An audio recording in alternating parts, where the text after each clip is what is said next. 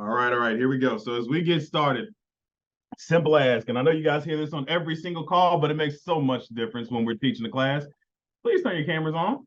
I'm gonna call on each of us, so be ready to come on and off mute. If you can't come off mute, if you're in a place where that's not capable, just let me know ahead of time. Shoot me a little message in the chat so I know, but please do me a favor, turn the camera on. It helps us engage, helps me make sure that one, I am being effective as an instructor for you as well. So this class is about you guys getting the information that you need and helping your careers go forward. So let's be all in. Help me, help you, and we work together.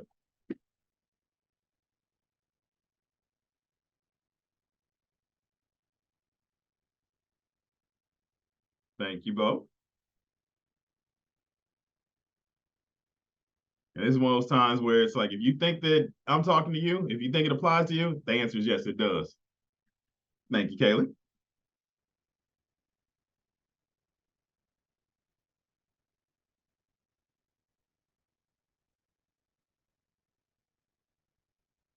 Carlos, I appreciate that. I was really hoping you turn your camera on because I got a cousin that's Carlos Davis, and I had to make sure because we was about to have a conversation. How you gonna jump on my class and not tell me ahead of time? Small world. It is, it is.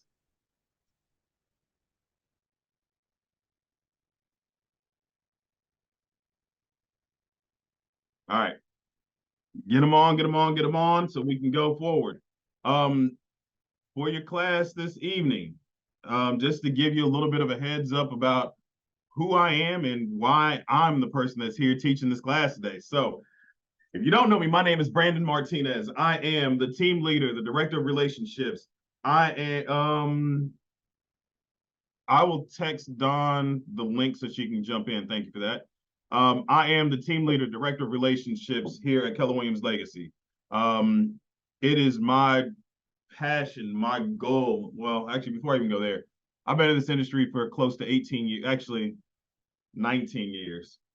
I know I only look like I'm 20, so it is what it is. I got in early, but no, I've had the pleasure of working in this industry from Maryland, Missouri, and Louisiana throughout some capacity in my career. I can't count the number of homes that I've helped people get into. My journey has not been the most traditional as everyone else's. I started on the lending side before coming into this world. I'm also part owner of the brokerage. Um, I've built out from being in real estate and having a real estate connected business, 4 different businesses that are alive and flourishing from being inside of this world. Um, one of my goals that I originally set out for is to have a business where my kids never have to work for anyone else. So every day I'm working, I'm striving towards that. But my passion that motivates me, aside from the kids, if I take the family out of it, is I actually get up and when I lay my head down at night, how I determine if I had a good day is based on one thing. Was I able to provide value to somebody during the course of that day? Every day looks a little bit different because people's value varies from conversation to conversation. But if I went through that day and I did not impact somebody, did not provide value, you will see me with a scowl on my face. I won't be happy. I'll be upset with myself for not showing up in that way. So that's my passion. That's what I work towards. Within Keller Williams, why not only did I choose here, but why is this relevant? It's because the mission statement that I now talk about over and over and over again, which is really simple. It's to build careers worth having, businesses worth owning, so we can have lives that are worth living. And I love this aspect to give experiences worth giving, so we can have legacies that are worth leaving. That is what we work for. That is the mission statement of the company that we are all in and we enjoy. And that is what you get to have being a part of not just this class, but everything that we go through. So if you want to have a better career, if you want to own your own business, if you want to live a life where you get to do whatever you want, whenever you want, and you want to be able to cultivate experience for anybody who's in your world, you're in the right place. Now all you got to do is put the work forward to make those things happen. And beautifully enough, that's what Ignite is for, to teach you what work we go through, what you need to put in, how you need to show up every single day to move forward. So 1 second, let me shoot a text off to one of my agents who's trying to log in. Oh, you know what? She just got in.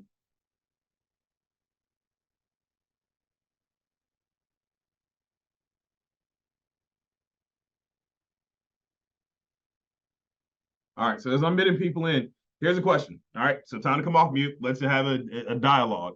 I talk a lot, but I love to hear other people, and I love to ask a bunch of questions. So the first question I'm going to ask tonight is, you guys have been through one session of Ignite, right? So value one, you guys were supposed to talk about the value proposition of being a part of Keller Williams. Today, we're going to talk about you being the real estate expert of choice and truly embracing your role, the job that we covet and what we do. So the question I have for you guys is, what has your experience been so far, right? In the first session, what have you got out of it? What have you learned and what have you put into action? So feel free, we'll open the floor. If I need to call on you, I will, but everybody, let's just open up and have a dialogue. Okay, I'll go first. Hey, how you doing, Brandon? It's Wade Sean. Doing good, brother. How you feeling? I'm okay, man. Just got home from work, man. So just got on here. Right. So what I got from the first session was pretty much your business is in your own hands. It was this quote that they went over. It says, I believe it said, everybody can do it. Some do, but some don't. So what I got out of it was just that, just take the initiative, saying, like, do, even if it's little things every day, just do it. You know what I mean? So, I'm doing that now as far as getting together with my brother and another agent and our team leader, and we're gonna go over some contracts this weekend. She's gonna show us how to write contracts and stuff like that. So, just taking more of that initiative role. What I love, what you said and what I heard is that you're finding a way to be more purposeful with the actions that you take inside of this industry and the things that you do. That's amazing, man. For the first class to grab that and run with it, that's phenomenal. What challenges, and anybody, this is open for everybody, not just Wade Sean, but what challenges have you guys experienced in being a real estate agent, and even from the first class, that you see as something that's in your way or a challenge that you're going to experience being an agent?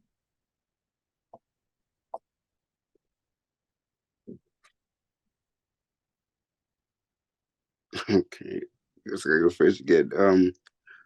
I'll do it. So that's one of the challenges I faced was, particularly because I just lost a buyer client not too long ago.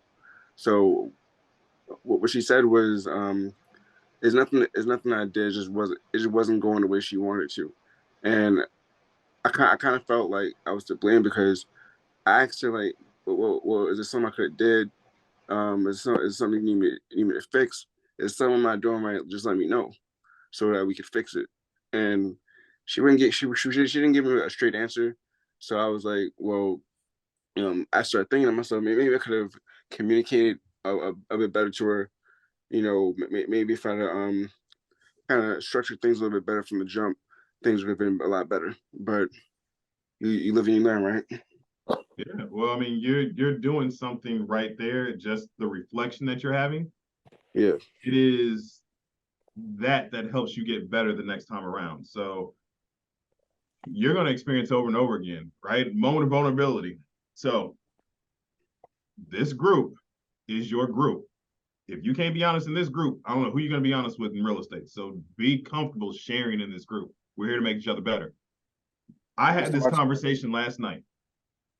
I said to another team leader, another agent, another established business, you know what phrase really irritates me? I love you, but.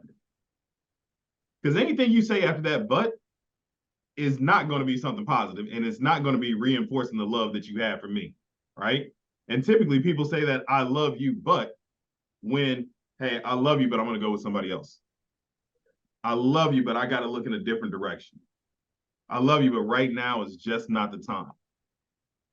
I got 18 years in the game. I got everything in the world that you would think that my business is great, booming, and that I never hear that whatsoever. But you know what? It happens to us all. But the one thing that I try to do is dig deeper into that conversation. Okay, you love me, but things aren't working out. Well, let's dig deeper. What's not working out?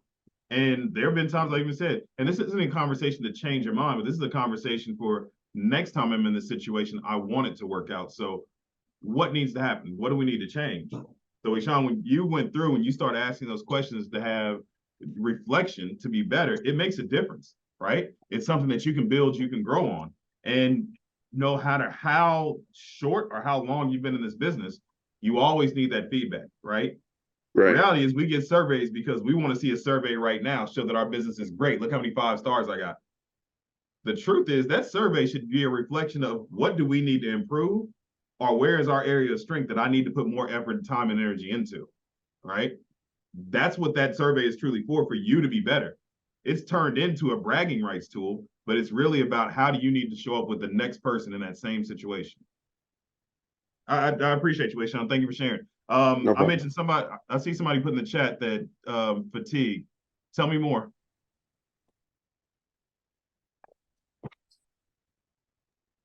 Hi, I'm Fran. I'm from Rochester, New York. And hi. And I have several clients, and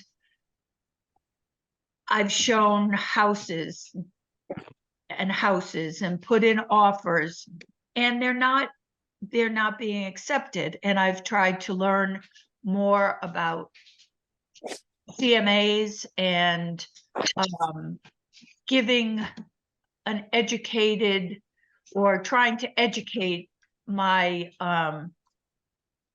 my clients regarding escalation clauses. And it's not that they don't appreciate that, but either they can't, or they feel that it's not appropriate for them to go way above what they feel is the house is worth. And so eventually, after a while, they get tired. And so it's not turning out productive for either of us.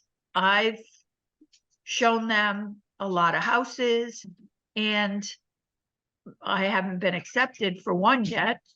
I'm sorry, my dog is in the background making noises if you hear something strange going on. All right. And the other thing is, I have a client who has a special grant, and with that special grant, they are not able to waive property or home inspection. So, as we know, everybody is waiving home inspection, and they are being overlooked time and time again. Even if their monetary commitment is within range, they're not being chosen because the seller doesn't want to take the risk of a property, of a home inspection. You know, I'm starting to wonder if that's, I'm going off on a tangent, I'm sorry. All right, look, we're here for you. If that's unfair, you know, if fair housing is being taken into play here that no one is addressing. I don't know if you've heard of NACA. I don't know if you've Oh yeah, experienced. I'm very familiar with them. And I love the concept. So And- I'll. You mentioned some great points. I'll pause on that because I do have some personal experience and feelings towards it. But at the end of the day, it really revolves around this. We set the precedent for our client's experience and what they're going to go through. Now, on one side, I don't know what emotion that I feel knowing that you're in New York and I'm in Maryland and our buyers are facing the same challenge. On one side, dang, that means it's everywhere. On the other side, whew, it's not just me, right? Okay, So yep. That's going to lead into the next thing, which is accountability. And we'll talk about that in a moment. But the experience that your clients are facing is the exact same experience that my clients are facing and the top producing agents' clients are facing. We are all running through the same challenge, right? Inventory is what inventory is. So we're all bidding for the same homes. That means if there are 10 people making an offer, 9 of us are having a buyer who experiencing some type of fatigue or some type of failure towards getting the home that they want, right? Well, we got to know what our role is. We got to know what our job towards this is. And I had a conversation with one of our agents. She had an experience. She got under contract, but it put the borrowers about $125 over where they wanted their budget to be. And her immediate response to it was, all right, well, now we got to get them out of this deal and go forward. And my one question was, why do you need to get them out of that deal? And her response was, well, it's above their budget. This isn't where they wanted to be. And I said, well, you sound like you're the lender now. You sound like you're making financial decisions on their behalf. And our role isn't to be the deciding factor for them. Our role is to lead them through the right decision-making process, give them the information necessary, and help them accomplish their goals. Now, that was on somebody who was under contract. So before we get to contract, it is the same thing.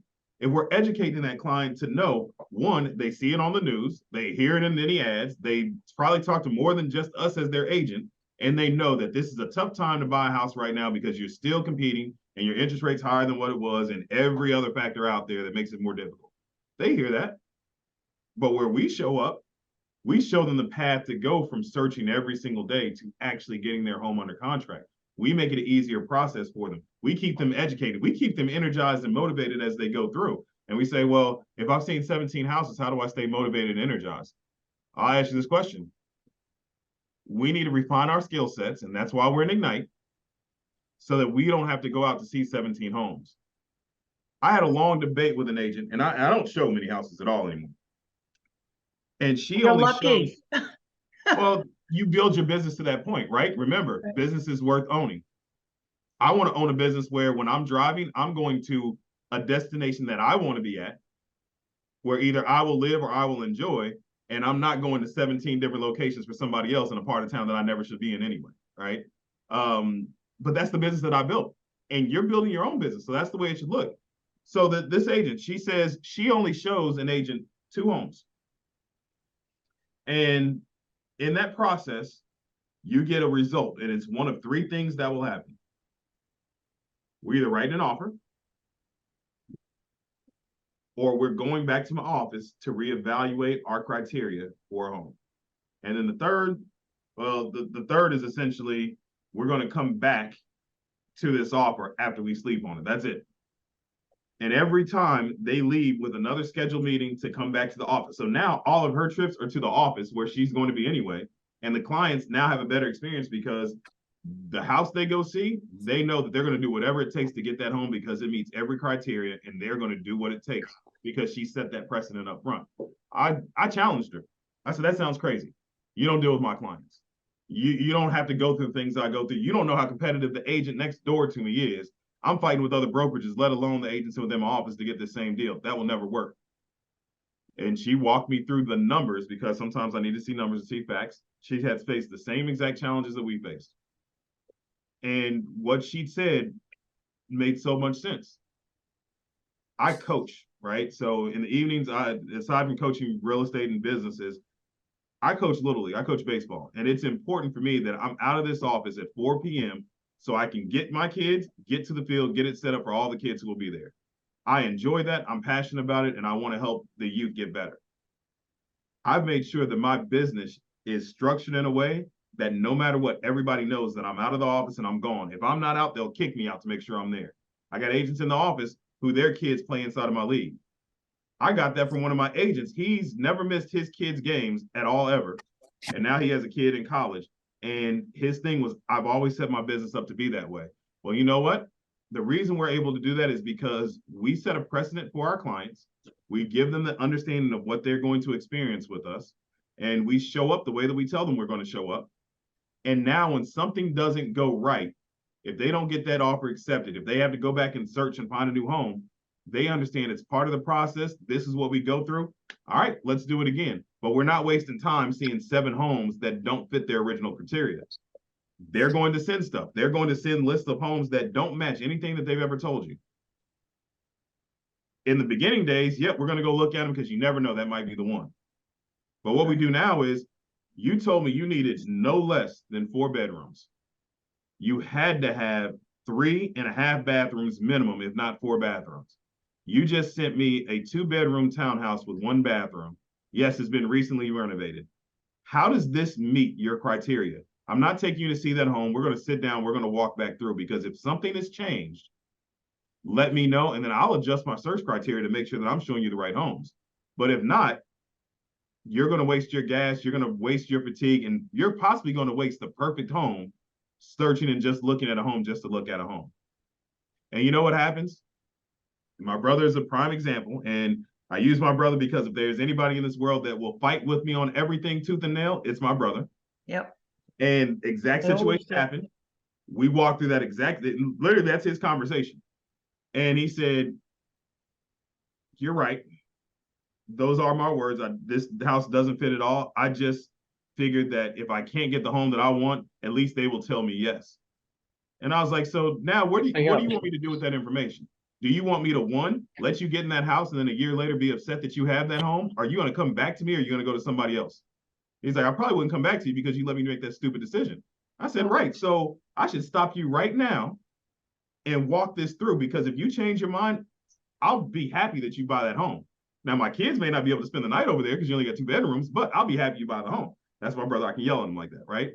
But in that conversation, what he realized was, you know what? You're right. I'm sticking to my guns. This is what I want. And he went up in price. He didn't want to, but he could afford it. And he got the home that he wanted. We have to be the stewards of that information and getting them to where they need to be. I'm going to move us forward because I love to talk, and I would make this whole conversation, this whole class about us going back and forth. But you mentioned something, and I said, I love knowing the fact that you're facing a similar challenge that we're facing here. And it gives us a level of accountability. Have you guys found an accountability partner within this group yet? I'm not sure I understand what you mean by that. I appreciate you asking that question. If you don't know something I mentioned, just ask me to clarify, because I use a bunch of country sayings and that's just me. But what I mean by that is this group who's here, who's learning with you, everybody on this call right now is pushing themselves to get better. Who better do you have to reach out to when you're having a moment of weakness, when you're struggling? Who better to reach out to when you need encouragement? Who better do you have to reach out to celebrate your success than somebody who's right here in this class with you?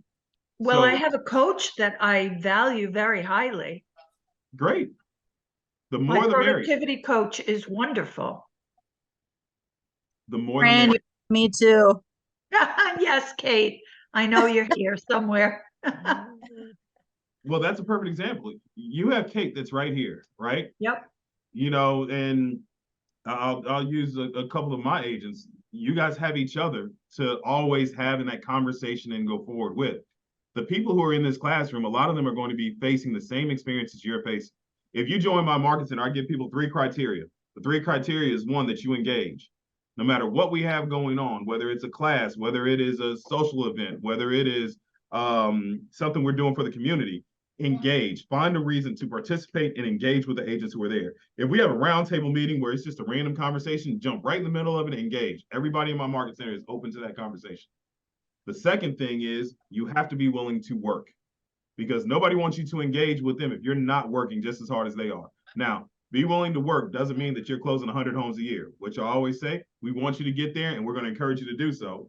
But being willing to work just means that you're trying to be better today than you were yesterday, because everybody else in this business, in this building, is doing the exact same thing.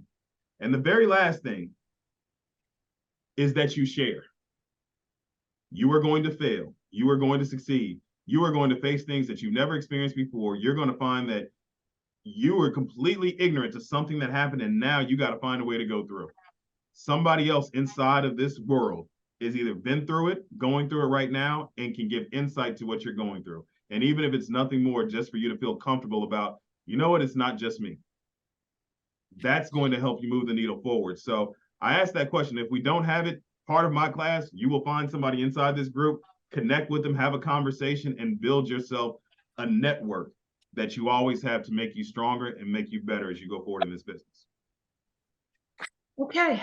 Well, All right. Yep. I appreciate your words.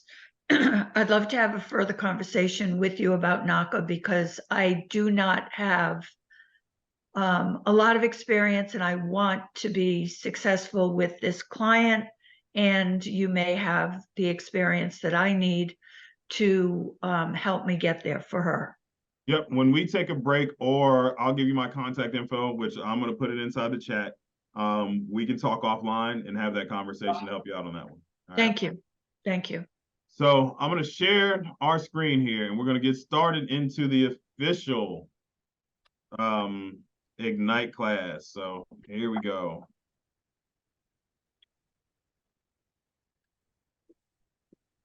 And can you guys see our PowerPoint here? Yes. All right. So today's agenda. At the end of the day, we're going to be able to do this. One, we're going to apply the 6 core competencies of just a business. The next thing that we're going to accomplish is you're going to recognize your role as a fiduciary for all of your clients. And the third thing that we're going to walk away with today is just the ability to review the success system, right? So as we go through the class, as we have dialogue and I ask you to give input, I want you to keep those 3 things in mind, right? Our 6 core competencies of a business, right? Your role as a fiduciary for your clients, and then just reviewing the success system that we have, all right? So I mentioned that we were going to find an accountability partner. What I'm going to do in this moment is I'm going to break us up really quick. So I am going to put us into groups. And I want you guys to have just a quick conversation. I mean, officially we'd have 2 minutes, but I've already talked long enough. So just take 2 minutes and just talk about, one, what do you hope to accomplish by attending Ignite? And then I want you to think about this second question, just how can somebody who's in this class help you? All right. So we'll go through that. I'm going to stop the share really quick, and then I am going to break us up here in groups. If I can figure out how to do this, give me 1 second.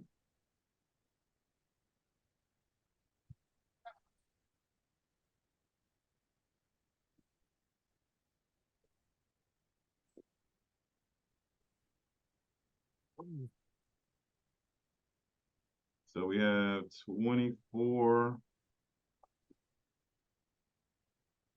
All right, so I am creating our breakout room. So you'll have either 2, one group will have 3 people. You will be inside of your breakout room here in about 30 seconds. I know there's a few people who cannot speak in that moment, so hopefully you guys can chat to your partner and just have a quick conversation. So again, the 2 questions that we have, 1, what do you hope to get out of Ignite as a whole? And the second, how can somebody in this group support you, right? With what you're going through with inside of your business. All right, so here we go, going to the breakout rooms in 5, 4, 3, 2, 1.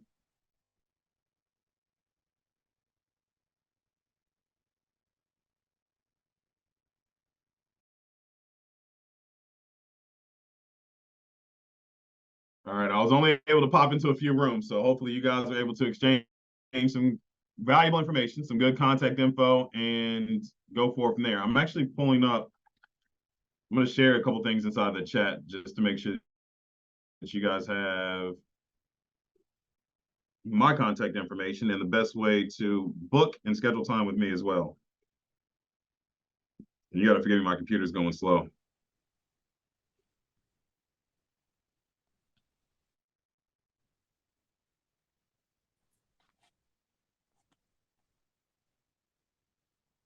Well, that was fun.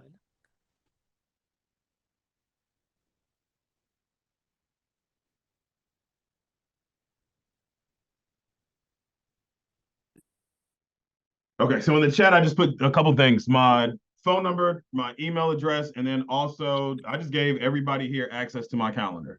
So, or access to book a meeting with me on my calendar. So if you ever need anything, you have a question, just need to work some things out, you have my contact information. You have a way to book yourself on my calendar where if it's not on your calendar, it doesn't exist, that you can guarantee that you get time with me. So Please bring it that up way- again. I didn't get your number, and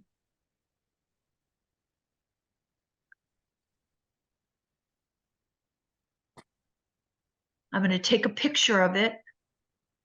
That way I'll have it in. Oh, you moved it again. Come on. if you go down to chat, it'll be there. Okay.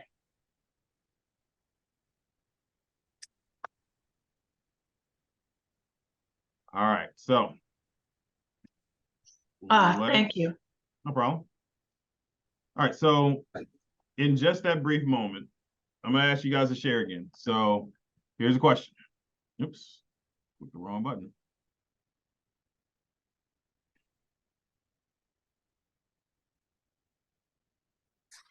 What excites you about being a real estate agent the most? Being able to work for myself. What does that mean for you working for yourself? Basically, like, I have my own brand. I feel like my own business. I can help people how I feel is best instead of, when you work for, I guess, for somebody else, you help people how they want you to help people. Yeah. You know what I mean? So that's my biggest thing. The freedom, like, being able to do what you got to do for you without being limited. So I go back to that mission statement that life is worth living, right? How you want to do it. I like that. I like that a lot. So, to have that freedom, to have that business that you want, to live the life you want to live, we know that there's some daily activities and habits that we have to build, right? And a lot of them are just small steps, but they lead to the reward of living the life that you want to live. So let's talk about it. The day-to-day activities that we need to go through. This is what I mentioned when I said the 6 core competencies of a business, right? And if you haven't got this book, this is another one of the books that we live by. So you see it's on my desk. There's 2 books that I reference on a regular basis. That's the Shift book and the Millionaire Real Estate Agent. They are within arm's reach of me almost at all times just because there's something relevant within them. These 6 competencies that we're going to go into, I will tell you guys this, these are the priorities that you got to focus on. No matter what, if we're going to grow a business, these are the important activities that are going to lead to success within your business as they're implemented. So here's the question, right? What are the 6 things that we need to go through? I'll share my screen so we can actually see the presentation and get it.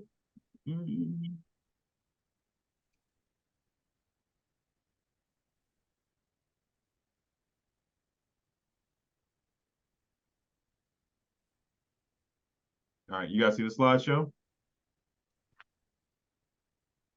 Yes. Yes. All right, so our 6 competencies. I will have somebody read it off for us.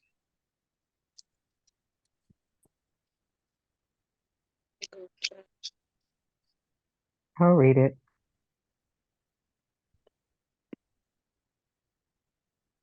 Can you hear me? Yep, we got you. Okay. The 6 core competencies of a business: lead generate, capture and convert to appointments,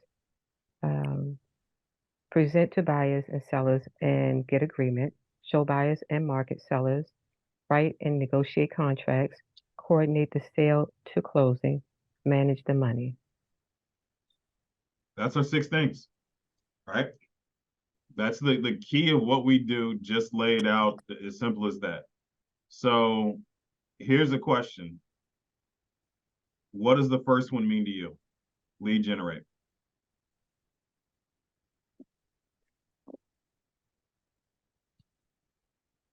It's important.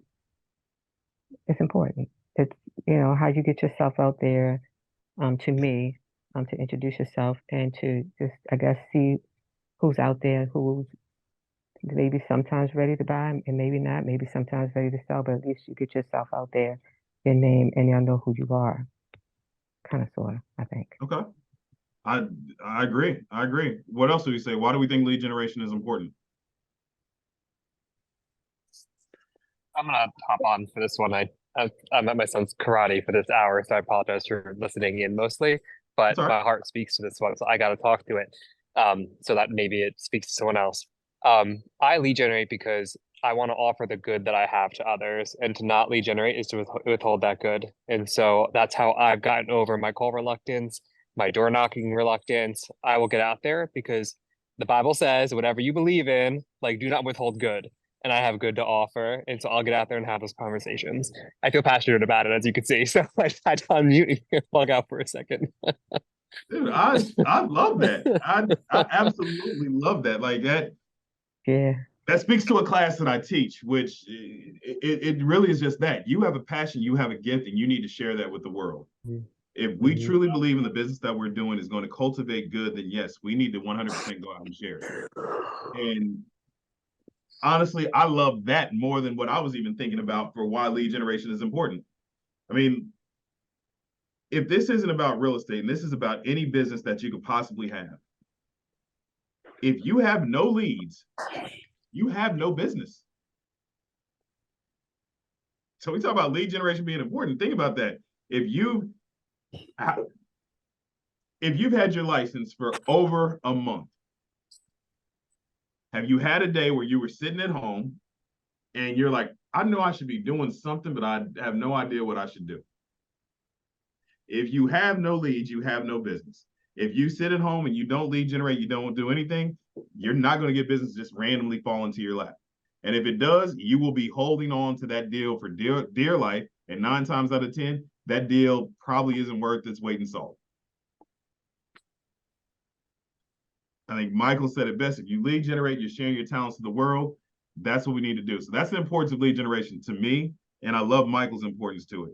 So the next thing that we went through, so the next competency that we had is to do what? Present buyers and sellers to get agreements. So why is presenting to buyers and sellers? What's important about that for us?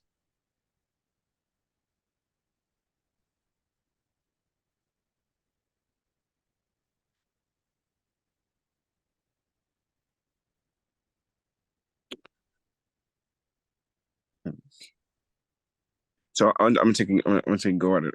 So I believe that this is important to us because by presenting to buyers and sellers, you're showcasing what not only you have to offer, but what the brokerage has to offer, and what how do you how you can. I'm sorry. Yes, yeah, yeah. Sure. You're telling them how you're gonna help navigate them through the home buying process or the listing process. Okay. I agree with that. And I'm going to challenge us to do this. Remember, think about 3 things. 1, how we're going to apply these 6 competencies in our own business. 2, recognizing our role for our clients. And then thinking about how we're building a system for success. Remember those 3 things as we think about each answer that we have. So in Miss Mosby, I believe that was the name that I saw. You mentioned that you wanted to have this business because you wanted to own it, you wanted to be yours, and you wanted to work for yourself. So if that's the case, and this question is open for everybody, if we believe we want to have our own brand, our own image, our own name, then the presentation that you're giving to your clients, how does that then become important? What becomes valuable about that meeting?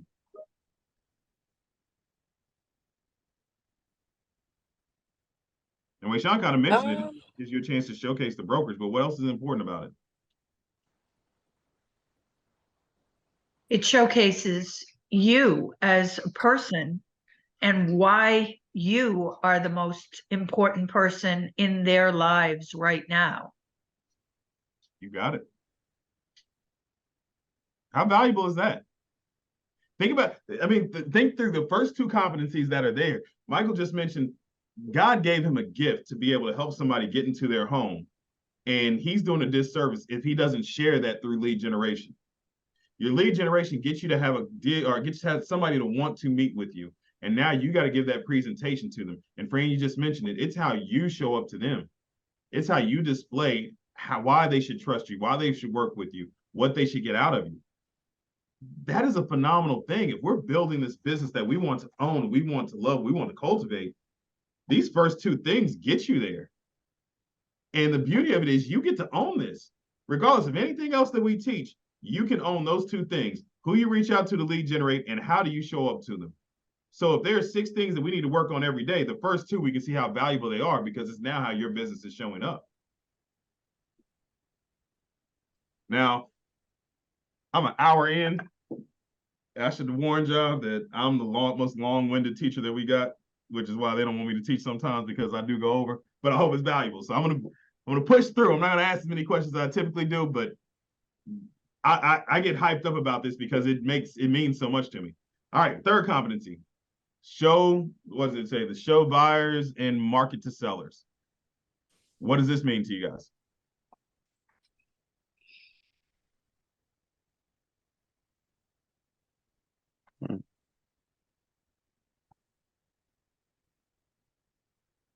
Pitch the business, I guess. You need to be telling buyers about, well, if you're listening, if you have a listing, you need to be telling, marketing the buyer. And if you, the marketing the seller. And if you're, you have a client that's a buyer, you need to be marketing properties for the buyer, I guess. Okay, so I'm gonna ask you a question to that. How do you know what to market to your buyers? Well, it comes from the consultation that you have with your buyer. And when you're having that consultation, I'm assuming they're going through with you. So what are you using to know that? Like what and I guess at the end of the day, you're listening to them. You're doing a needs analysis. You're discovering their needs, right? Yeah. Well, right now, since I'm a new agent, I'm doing probably the bare minimum. But my main thing is pulling all the information, making note of all the information that they come to me with, of what they're looking for and their needs and their wants and things like that. And then I personally, if I can't find, because for instance, I'm working with an investment client, and it's hard because I'm new to this. So trying to find a turnkey versus finding trash, somebody that want to be, a whole flip.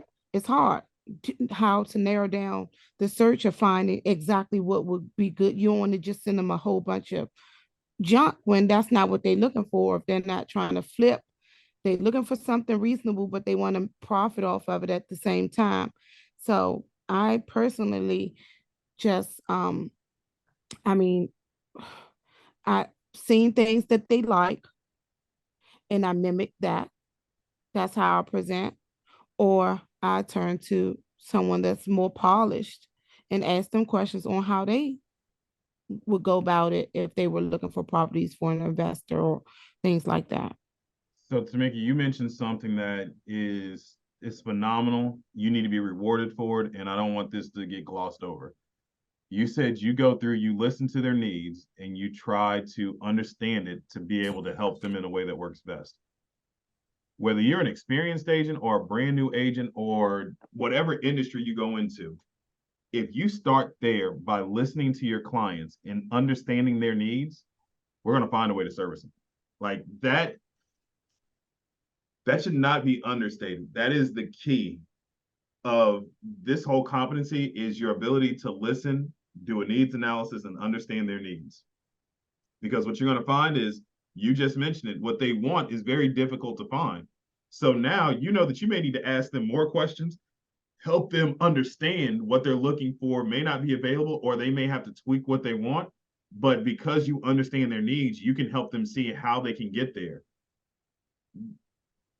Above anything else that you guys have said and done, that listening to their needs to understand it, that goes a long way. And really, this whole competency right now, that's what it's about, understanding the needs of our clients.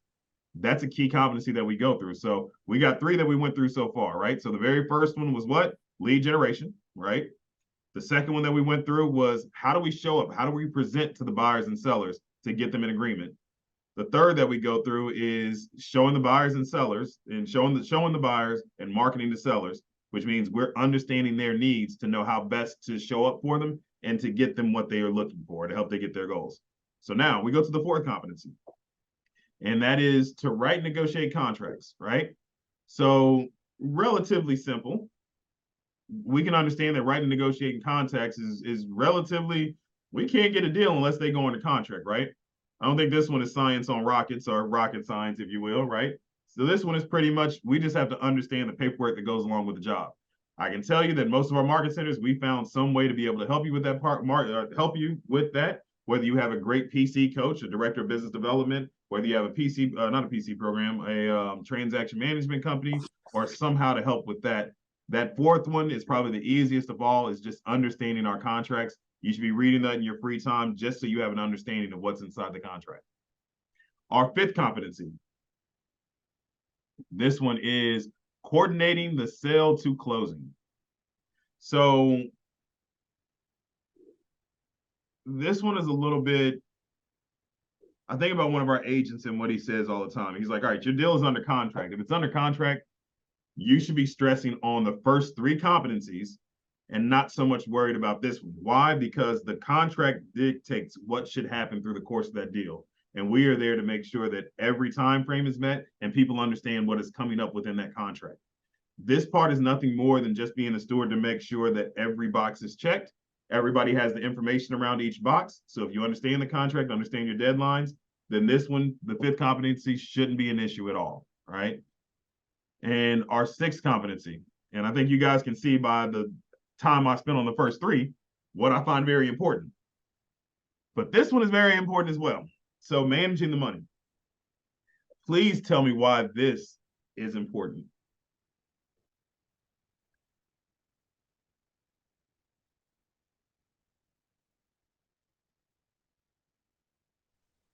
I'll take, Depends on if it's their money or yours. I think. yeah, I was gonna say, I'll take a crack at it, I guess, if it's my money. I mean, Go ahead, yeah. Kate. I was just gonna say, I know it's important to manage, my money as a real estate agent, just because, you wanna, when you're considering your commissions, you wanna count into factor, I know here in New York State, your taxes.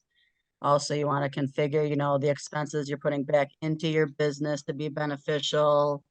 Things like that. So you don't, at the end of the year, just get into a jam and just owing everybody a bunch of money. So I know that's something I've been kind of conscious of thinking about in the future, of being sure to put away enough. So I'm not just like, ooh, this big check and just running away with it.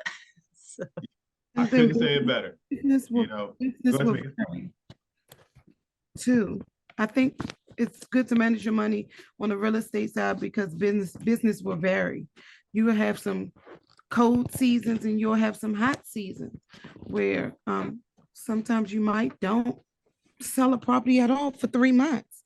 So you still have to be able to manage what you have. I guess I mean that's what I would think, and that's how I would approach it. You guys said it perfect. Like, that's absolutely right. So think of it this way. If we had a salary of, let's say $45,000, right? And in that $45,000 salary, we knew that in the next 2 years, we needed to take a vacation to Mexico. We also wanted to go to none other than the Chiefs game, because it is the best team that's out there, right? If you only made $45,000 a year and you had to manage your household budget, you would probably start saving money, putting things away, and could account for all the money that came in to make sure you could accomplish those goals, right? Well, let's flip it in our world. You closed 3 deals, and those 3 deals that you closed, you just walked away with $25,000. You got 2 more deals that you're going to close through the rest of that year. And those deals are going to come close to the end of the year. Those first 3 deals you closed in January, February, March.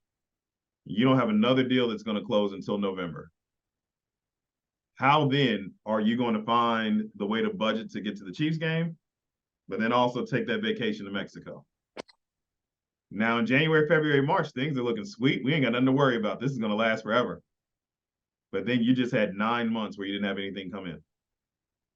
We got to be able to manage our money, right? We got to know that there are things that are going to pop up. We got to reinvest that money. There's part of these things that need to go inside of our business. So you will have classes that come up. Take note of this. Find out when they're going to teach this in your market center, if it hasn't been marketed yet, because it should be coming up. There's a class that you should take every single year. It should come up around October for every market center or every region. And that class is Business Planning Clinic, also known as BPC. That class is going to walk through helping you build a budget for the next year. Also helping you understand the economics of your business to ensure that you are making the money that you want to make through the course of your business. So again, that class is Business Planning Clinic. You want to take that class every single year. That class, yes, you're going to rebuild a budget because every year you should have a new budget. In one of those years, you might build a 5-year budget, which means for the next 5 years, you should be a step further down that budget. Sign up, take that class. If your market center hasn't marketed it out yet because it's coming up, trust me, they will. If you're in my market center, it's going to be on October 19th. I will send out all the details. All right. And we'll have a big one in our area. So if you want to take a trip, you want to fly out from Atlanta, great. Come on. We got a teacher. It's worthwhile. Have some fun with it. All right. So mindset. So mindset matters, right? This is one thing that being in our world, we talk about often, right? We understand how pivotal mindset is to each and every day. I know on day one, they talked about mindset, right? You got the KW belief systems. You guys went through the 6 personal perspectives, which I teach that class, and I could go off on a 30-minute tangent about why it's so valuable to you. But as a matter of fact, let's do that. And I'm not going to go 30 minutes, but do you guys remember what the 6 personal perspectives are?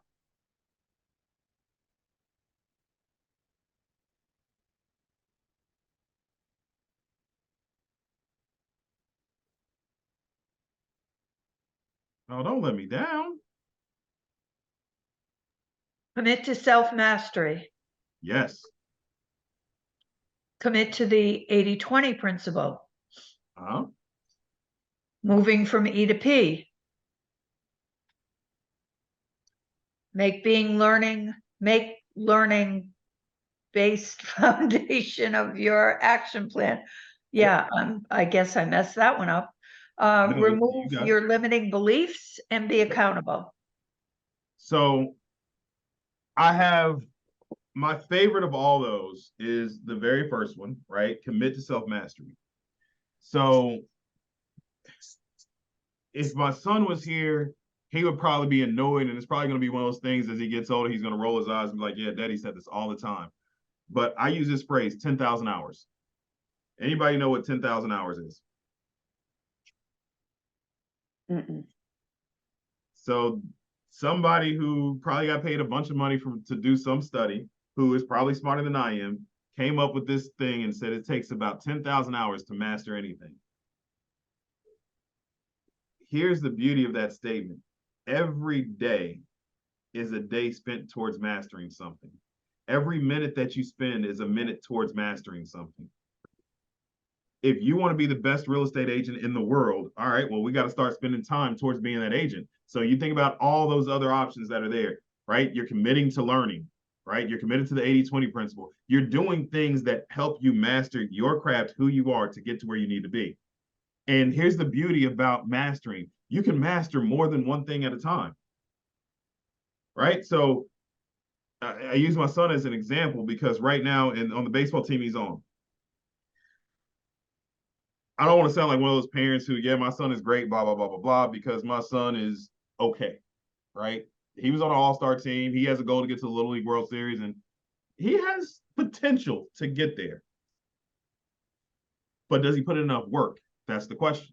And so I mentioned to him about his schoolwork. I said, this is the reason why I stayed on you about making sure that you do your schoolwork, because we weren't mastering you doing 2 + 2 or your arithmetic. What we were mastering is you sitting down and committing towards a goal, committing to getting this grade. Because if you have that commitment, you can take it towards anything you have in life.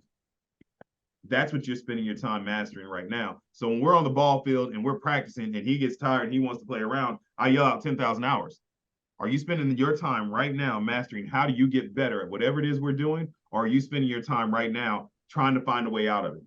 Are you spending your time trying to convince yourself that you're not worthy enough, right? The limiting beliefs. Every time you tell yourself that, you know what, I'm not good enough to get this, you're mastering your own self-doubt. Why would we want to master that? Sometimes we didn't know, but if you know now that every minute of the day that you spend doing something is a minute towards you mastering something, you now can take ownership of it. You can run with it. You can make the difference. I said this to my leadership group, and I was actually a little bit perturbed at something. And I said, man, you know what? I think agents are showing up in this specific fashion. And I said, here's the positive. they're showing up in exactly the way that we're leading them right now. We didn't even realize we're showing up that way. So here's the positive. We're great leaders. They're following us. May not be the direction we want them to follow us, but we put another minute, another hour in the bucket of being a better leader. Now we need to change what we're leading them to, but we can own that. We can change that. So even in our worst moments, we can find something positive in it. So those 6 personal perspectives, I love them. And it's something that we can really run with. So study those, go through it. I actually heard on the radio the other day, and this was sports talk radio, and a guy was being facetious when he said it. And they were talking about the last book that they read. And the guy mockingly said, man, I thought reading was only for like the rich, pretentious people who, do nothing but just make money all day. If we own a business, we want to make some money, don't we? Mhm. I guess we should start reading and be learning based then, shouldn't we? It's just an option for us. You master that, you can be a master of wealth. You can be a master of different things. So I say that to say I'm passionate about that aspect, because that self-mastery thing can take you anywhere on this earth that you want to be. And I don't think a lot of times that we're purposeful in understanding how we're spending our time towards mastering anything that we go through. I'll get off my soapbox, but you can see that matters to me. So if you ever want a great class to be in and you want to see a lot of energy from me, watch me teach 6 personal perspectives, because that's something that I love to go through. It means a whole bunch to me. All right, so I'm gonna ask this question, and we got people from across the country, so we should get different answers here. But on average, how long does it take a buyer or seller to sign their contract to either purchase a home or to sell a home?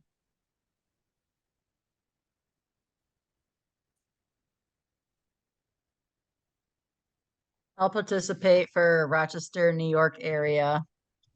So right now, I am a new agent, but word on the street around here is 5 to 7 days, houses on the market, and then they're gone. So quickly.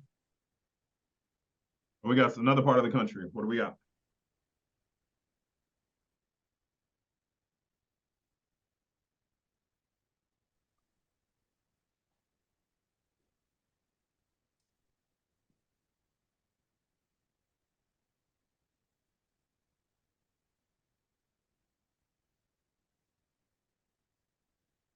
What I've seen recently, and I guess it depends on what side of town, but I've seen a house go on the market and be on there for about maybe 5 to 7 days.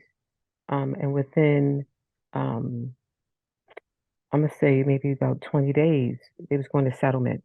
I've also seen one, depending on what side of town it was, that was on was listed for 2 weeks, and then they had to reduce the price because they only had like I think one person that came in to view it, and so they reduced the price on the house. So, and I'm not even sure if it's still if it's what it's doing now. Okay. And Fran, and do you mind if I call on you for a second? Okay. You said you had a client, you've seen about 17 homes. How long is it taking to get them under contract? They're not. Okay, so it's still going, right? So I think we can say that, Actually, it's not. They have backed out and said they're signing their re-signing their lease. apartment lease and see you next year when we're getting close to that time again. Okay, so now let's think about that. We can go anywhere from 5 days is what we heard on the short end, up to 365 days to get somebody to actually get a contract accepted, right? Now, if that contract's accepted, and Don, I appreciate your response because you lead me to our next point. Once the contract's accepted, we can be anywhere from 20 to 60 days to get that deal to go to closing, right? So when we talked about managing our money, we got a client that, let's do the math. Worst case scenario, we're a year and 2 months before they go to closing and we get paid from them. I will tell you this, and I want you to know this and understand. I understand that frustration. Another vulnerable moment, I've had the eviction notice in my first few years put on my door. I've had to borrow money from friends in the very beginning. Hell, I had to Well, I mean, I was established at that point, and that was some different things. Yeah, the worst of it was worrying that when I go home, my stuff will be outside the door. That was the worst case. And being prideful, I couldn't even ask my friends for money. You want to, and this is the true story. How I got money to pay my rent that month was because my buddy came up to surprise me and saw the damn eviction notice on my door and was like, "Why didn't you just say something?" And I was like, man, you know me. I'm hard-headed. I'm stubborn. What do I look like doing that? And part of it was I just didn't budget accurately. I just didn't understand the process that we were going through. Because I was hungry, I'm going to put the work in. And as much as I think I'm laid back, I think you guys can tell I have a level of intensity to me that I'm going to go after it. But sometimes we just got to understand the length of time that it takes for our transactions to go through. So this is what I say to that is I understand that. And I can tell you the moment when you can break free of worrying about every single deal closing. There's a video that I have with Sean Wilson, who passed here, and Sean said it best. He said the day that his business changed was the day that he stopped doing this to get a check. When he truly wanted to give his God-given ability to help someone get into a home and do it for them, he never worried about a check from that day forward. It just magically always happened that a deal would come in. So when you're no longer worried about each deal, think about our 6 core competencies. What do you continue to do when you're working with 1, 2, 3, 4, 5 clients? What do you continue to do every single day? You persevere, you just keep going. You do? Yep. And you say you what? What was the next part? Lead generate. There you go. You never stop. Right? Michael said it earlier. That's what he's here for, to keep giving that to his clients. So if we're lead generating every day, if you got 10 deals going and one deal says, you know what, we're going to wait until next year to keep going forward, well, you're still lead generating every single day, and you're going to give somebody else the benefit of helping them get into their home. You're still building your database. You're communicating with people about real estate every day. You're going on appointments. You are still continuing to spread your gifts to everyone that's out there. Remember those 3 things. That third thing is, how do you build a system of success? You want to make sure that you've built that into your process every single day, because that will make sure that you never go hungry. That will make sure that your business always has leads in it to get to the next level. That's what you can do. Like, you guys had a quote yesterday, anyone can do it, but not everyone will. I have a question. Yes, ma'am. Because you're very expiring. Like, the things that come out your mouth, like, I'm sick right now, as you could tell, but you make me want to get out my bed and start doing stuff. But I need to know, how do I lead generate? Ooh, it's a great I feel question. like we talk about everything else but what we need to be talking about. I need to learn how to lead generate. Sorry, I'm new. No, that's a beautiful question. All right, so first, I'm going to apologize to the next instructor who teaches you about lead generation. And forgive me for answering this vaguely, but I think it needs to be answered vaguely first so you can understand how it works for you, because this applies to everybody. The way that you lead generate. Well, let me ask you this, Alicia, what do you do? What are you inspired by? Where do you show up the best? Like, what do you mean? What is an interest to you? What's a hobby? What is something that you do that you're inspired and that you can affect people by?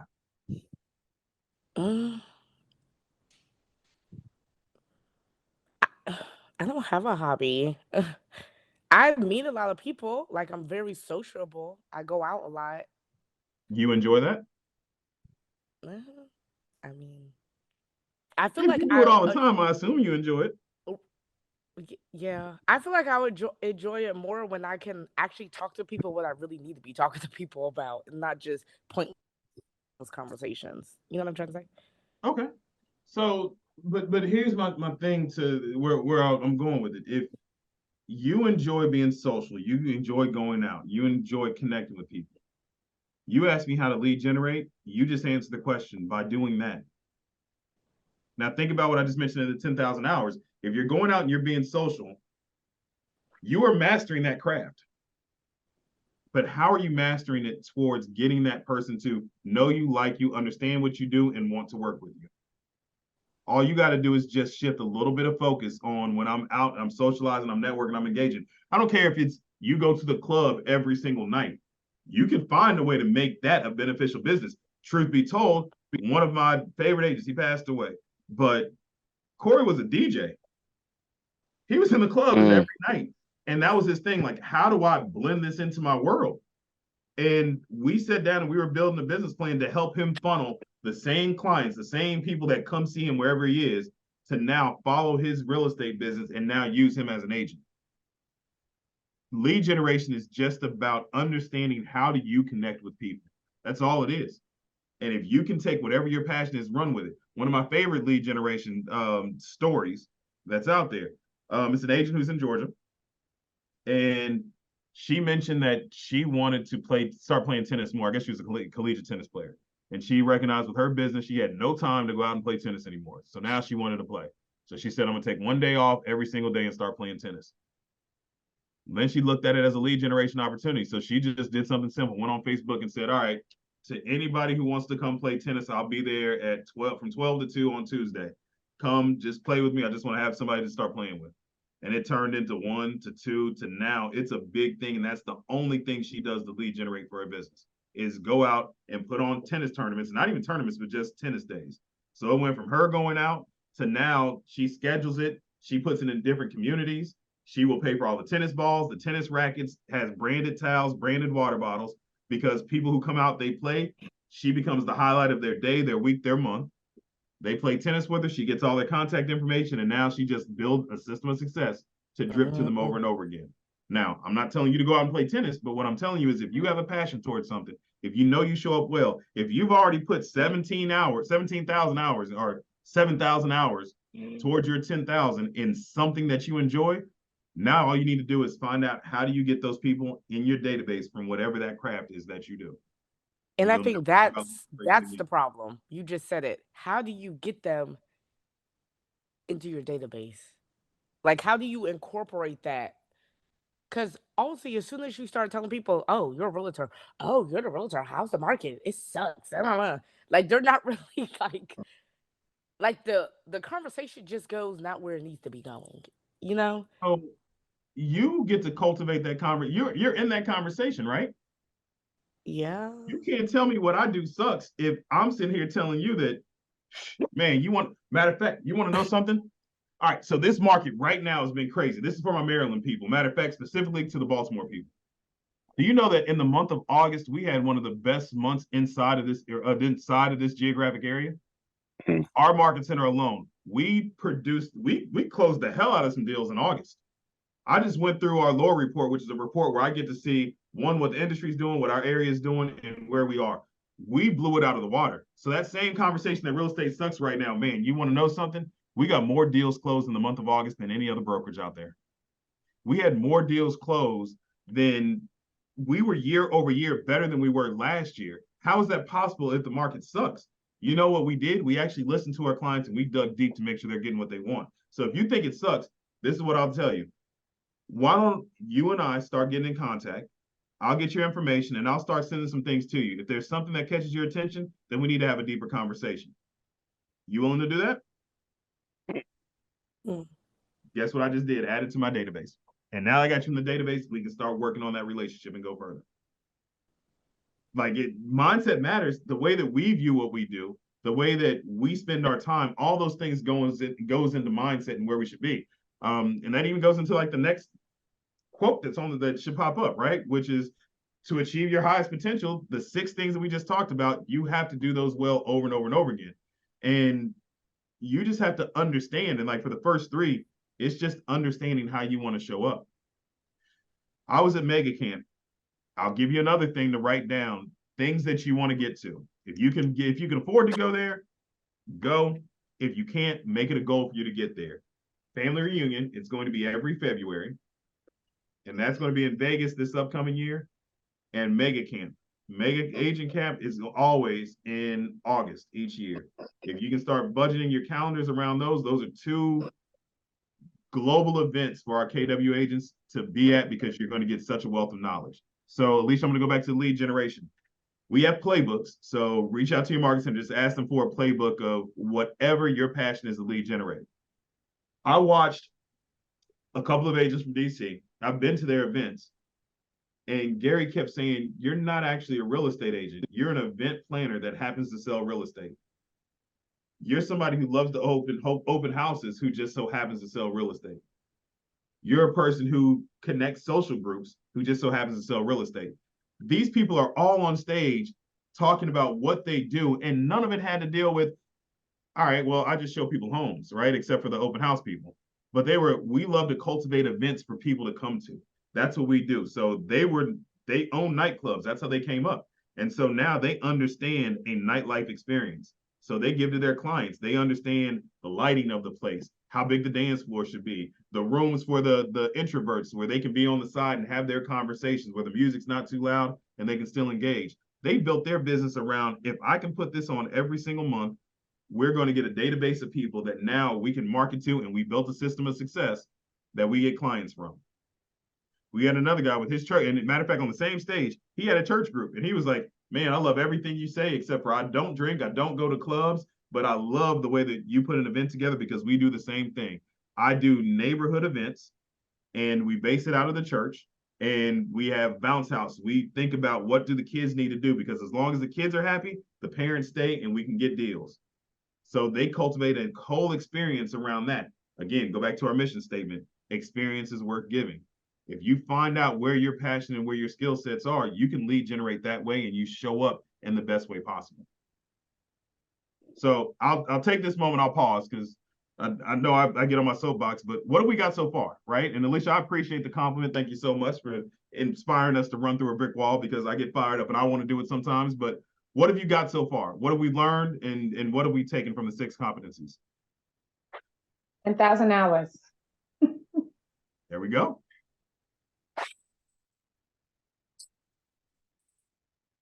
What else?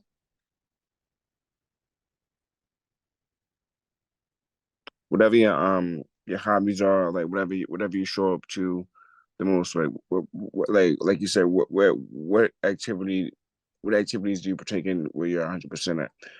And activities can be social, like that could be the core of your real estate business, like that's another form of lead generation. So I'm gonna take that into consideration every time I'm out and I'm watching a fight at the Buffalo Wild Wings or something, or if I'm talking to a friend or anybody. Yep. I'll jump in here real quick too. What you just said at the end, I think for me, is really powerful. That's my little guy. Sorry.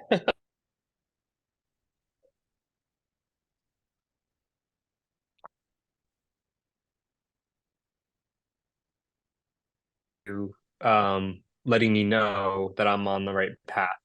So recently I made a change in my business because I had the same question that another caller had, which is like, how do you lead generate? I've been doing this 9 years, so you think I got that figured out, but I'm starting over in Maryland a year and a half ago, so it's all new again, right? I was like, you know what? I'm an event planner and a cook. That's what I told my wife. We were talking about it. That's what I love to do. So I started doing 2 things. I said, every time you buy a house with me, I said, what made when I showed you, you wanted to see properties, so I showed you properties, right? Then you went and you put a contract on a house, and now we got to make it a home.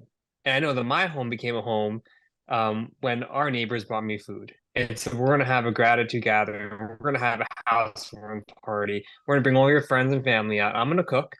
And I'm going to have a magician I work with too, who's really about people and connections.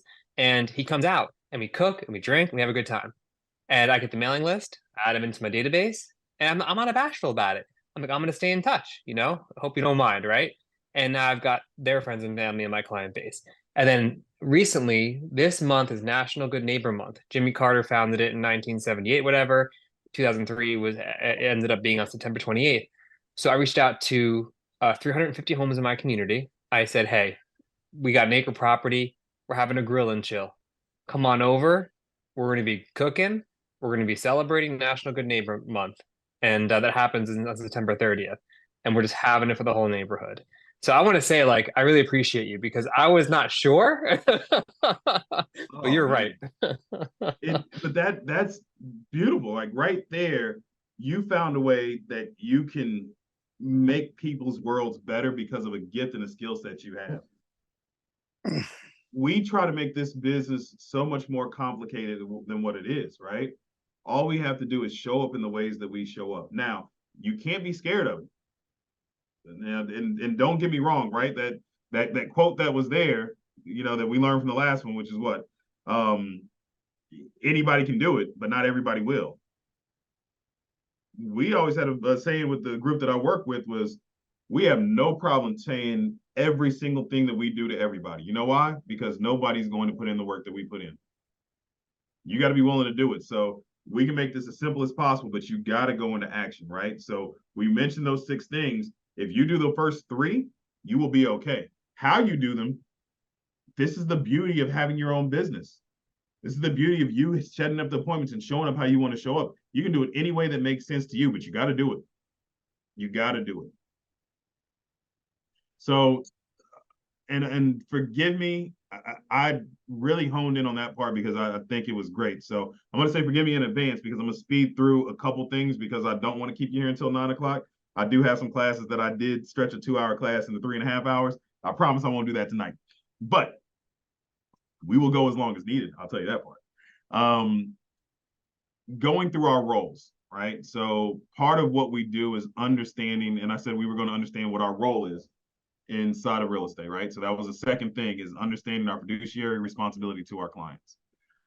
So if our mindset is right, I'm going to read off an example here. So forgive me as I go through and I read this one versus just sharing my knowledge. But imagine for a second that you're doing business with a company.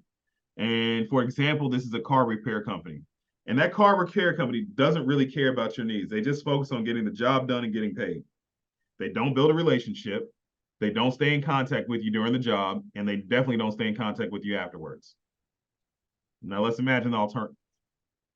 You're doing business with a different car repair company. This one listens to you. They anticipate your needs. They help you make the right decision, and they educate you through the entire process. They act like a partner with you. They keep you updated on the status and the work, and they even follow up with you after the job. What difference do you notice between those 2 companies?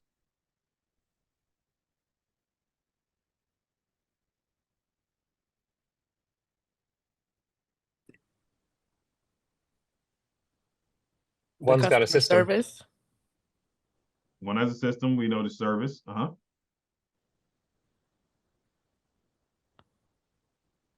We'll use the words that's on the screen, right? So the first one, who was just there to get a check, they were very functionary. You brought your car to us. We'll fix it. We give it back to you. We care less what happens to you afterwards. It's just functionary. We provided a function, it's done.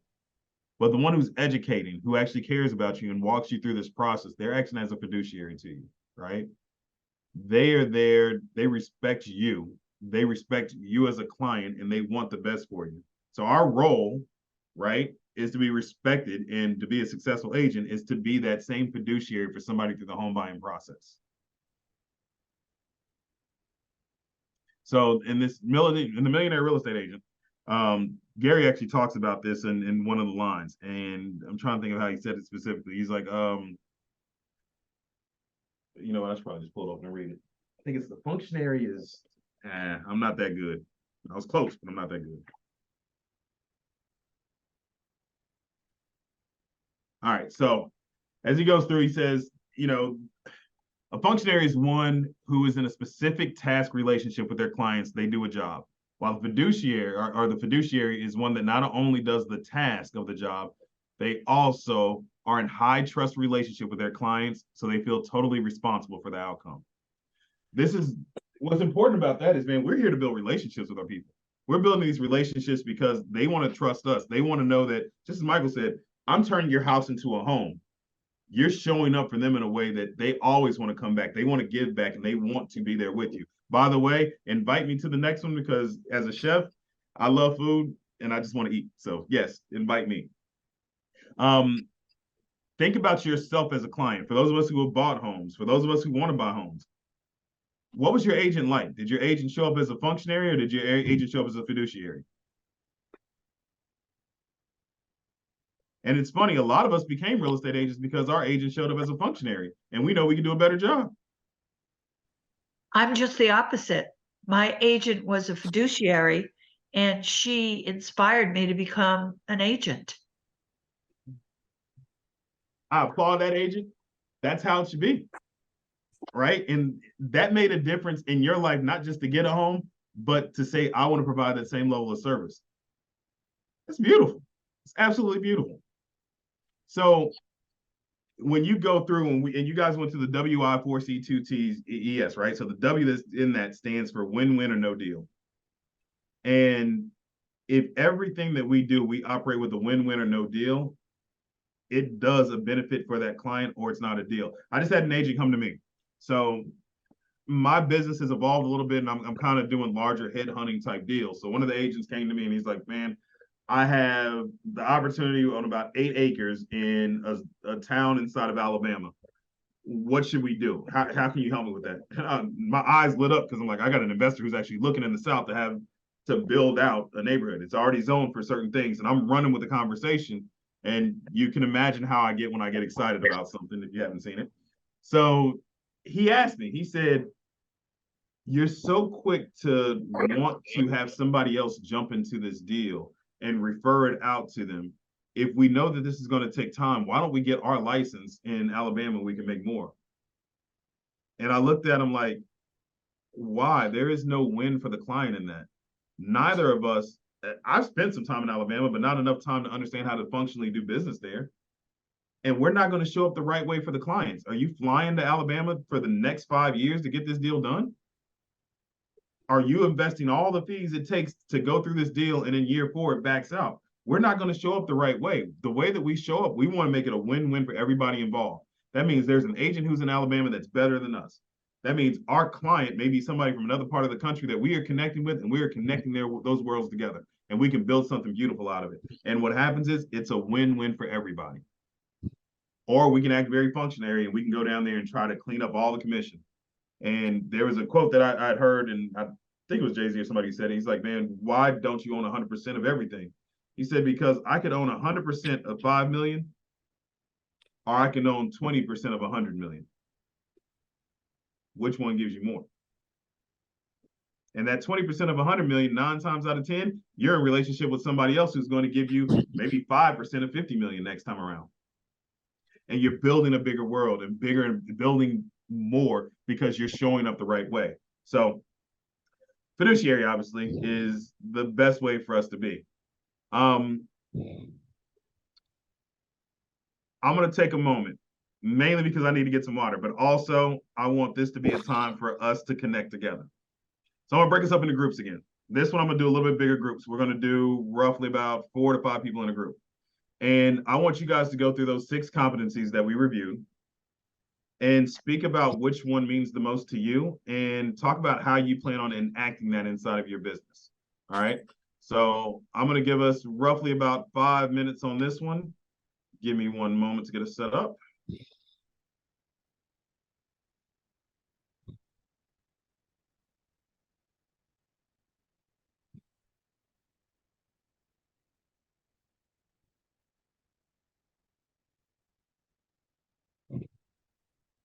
All right, so you guys should be breaking out into rooms right about now.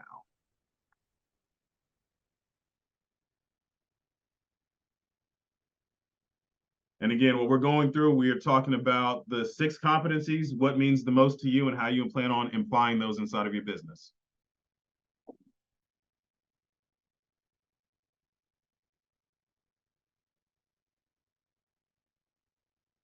All right, so what do we learn in our breakout sessions? What do we learn?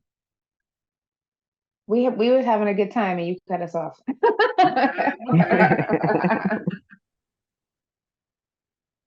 I mean, my group mainly talked about lead generation, And what Michael had said about the housewarming, and that was a good idea, different ways to lead generate. I'm like new, like I signed my paperwork on Monday and started this class on Tuesday. Congratulations. So thank you. And I was telling my ladies, like, I'm new to the business, I'm new to the area.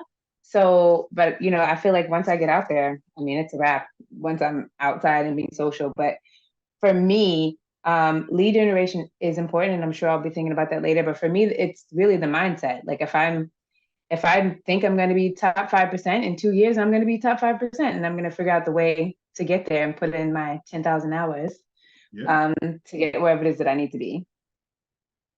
I think that was my big takeaway. I love it. I love it. Let's get one more. Another takeaway.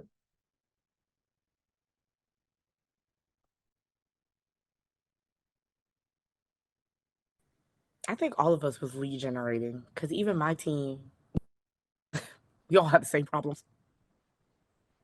Okay. So the beauty in that is we all have the same problems, right? And remember what I said, this is your accountability group. These are the people that, these are, you know, what's that phrase? Your day ones. Actually, this is probably your day threes, but you know, this is that group. Well, you're right. Your day ones are the ones you can't. So it's a long conversation about it. Your day ones are the people that you were with out of survival or just where you're placed on this earth. Your day twos are typically the people that you went to school with and that you learned and that you got an experience with. This is your day threes. These are the people that you are going to be with by choice. You guys have all elected to make that same decision to be in real estate, to grow a business and develop it.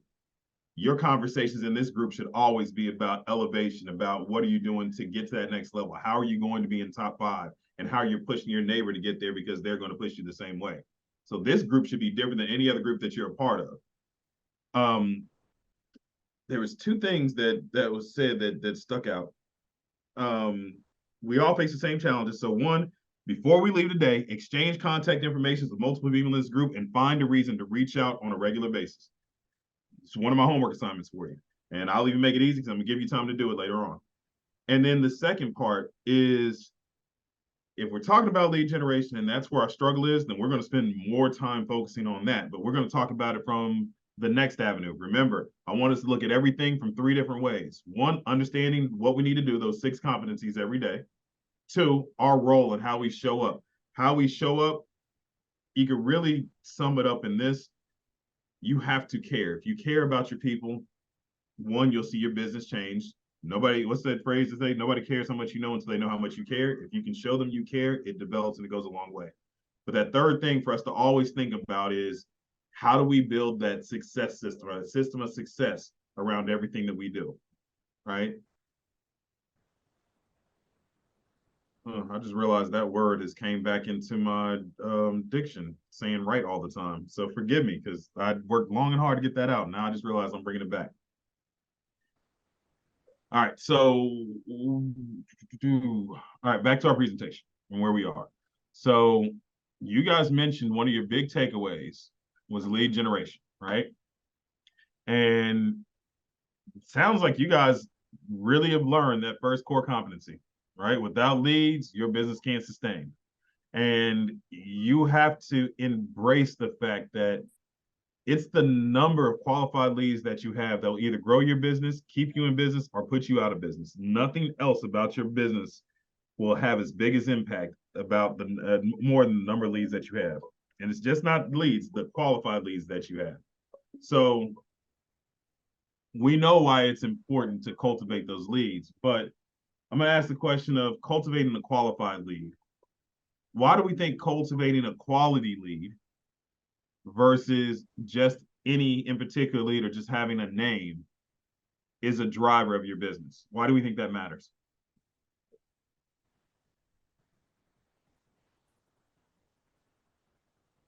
Because of the quality of the people they know, you're adopting their sphere, which is like your client base, right? But it's called their sphere. And then the second piece is, a person may refer a handful of people in a lifetime, but a business can refer a handful of people in a month. Yeah. Right. And so the quality of that lead is very different when you look at the business versus the person in terms of the lifetime value of a client. Client being that business, client being that person. And that was very well said, and I love it. And I'm also thinking of something else. And I'm thinking of that question in a different light too. And your answer is absolutely spot on. But I also recognize that, do you guys know what a lead is?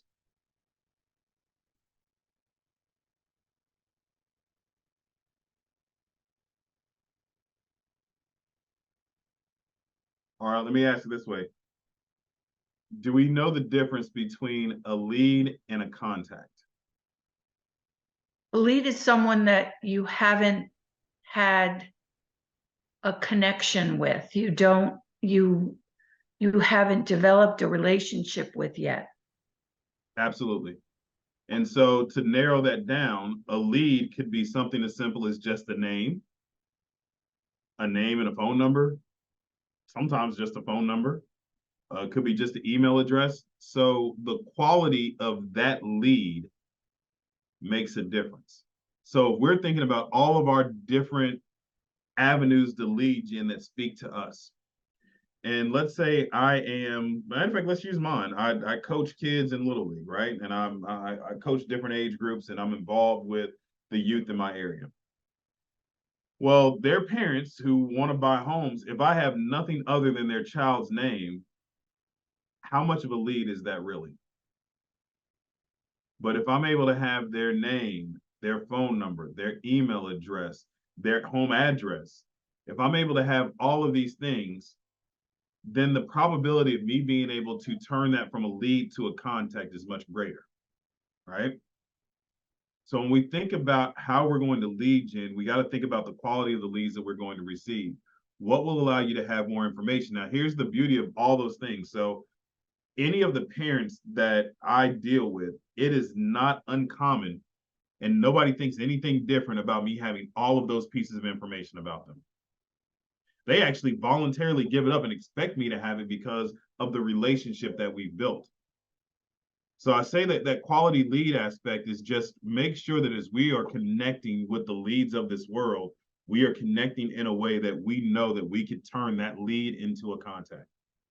How are you getting more information as it goes through? Think deeper, because we're building a system of success, right? We want to make sure we're doing it in a way that our business can benefit from it. So the next part that, talk about, and I kind of mentioned it earlier, was just the accountability, right? So accountable people achieve the results that others dream of, the others only dream of. Remember, anybody can do it, but not everybody will. This is very simple. It's not easy. Not everybody's going to put in the work to go through. Do you guys remember, it's one of the 6 personal perspectives, that 80-20 rule?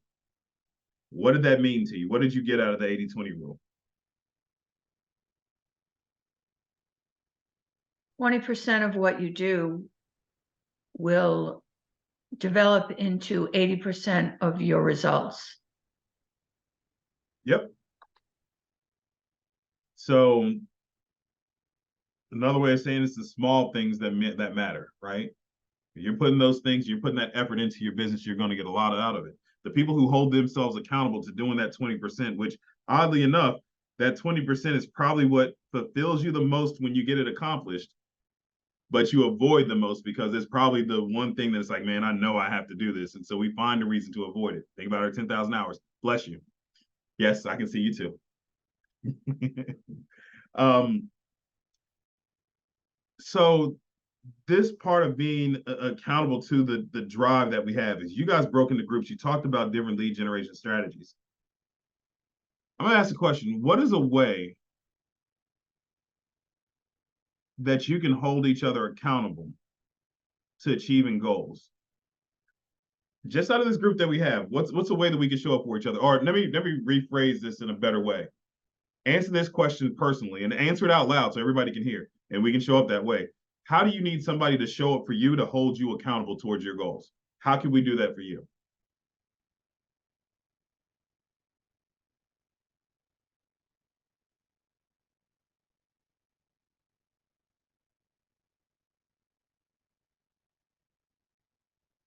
Yes, this question is for everybody. And by everybody, I mean answer out loud to everybody.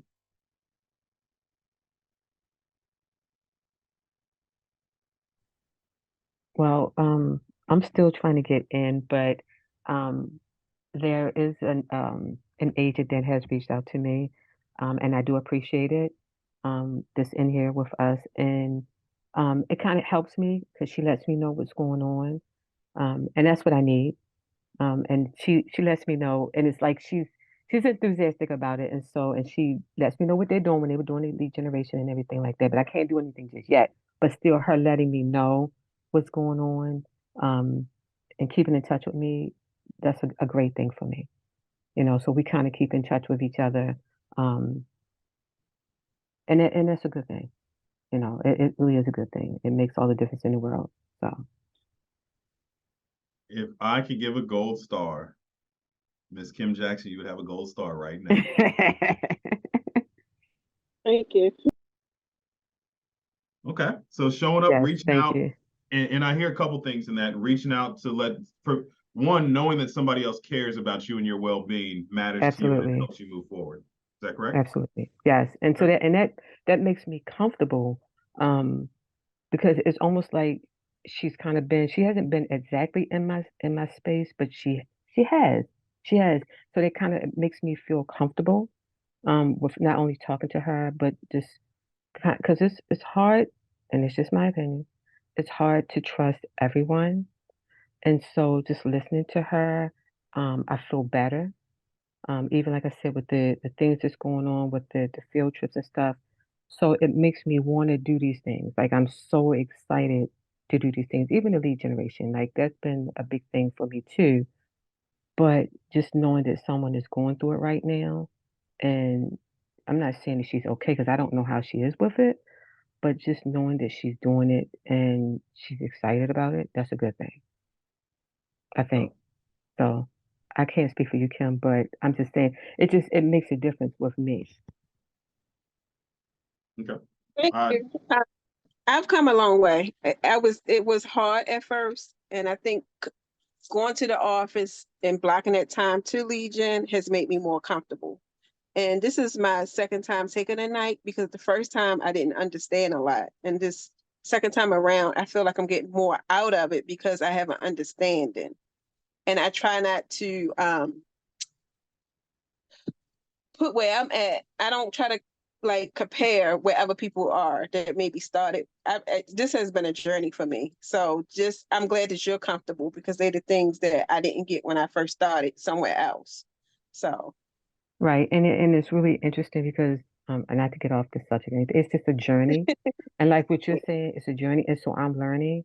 And even with the lead generation, that was like one of the hardest things I've ever thought about. And so, just being able to be comfortable with it and having someone to kind of go through, because like really, it's to me, it's like I'm to myself.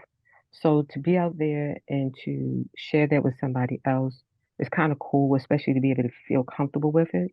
So you do need someone that you feel comfortable with to be able to do this, because I feel like if you don't have someone like that, it's going to be harder. yeah, I'm glad I can help. Perfect. So that's an example of having somebody to help you and hold you accountable.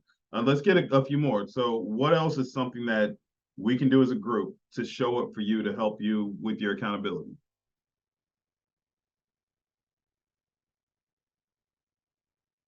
And Don, thank you for sharing. I appreciate that. No problem.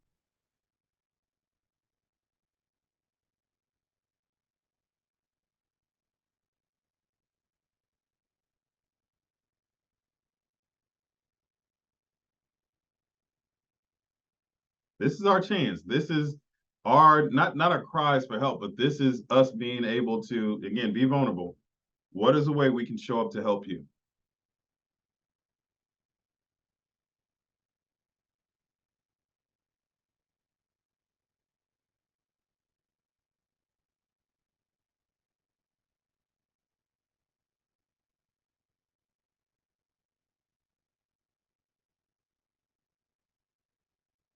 I think you can when somebody have a win, celebrate with them, and you can also share what they whatever they're doing maybe can help you in Okay. your business. Okay, so celebrating wins is something that, not see if you had not said it, celebrating wins is something that would be valuable and important for us. Okay, so if we take those two things, right? One, reaching out so that we know that somebody cares about us and our progression and where we're going. But then the second side is for somebody to be in our corner to celebrate our wins and just to share that information with. That means we have to show up in a certain way.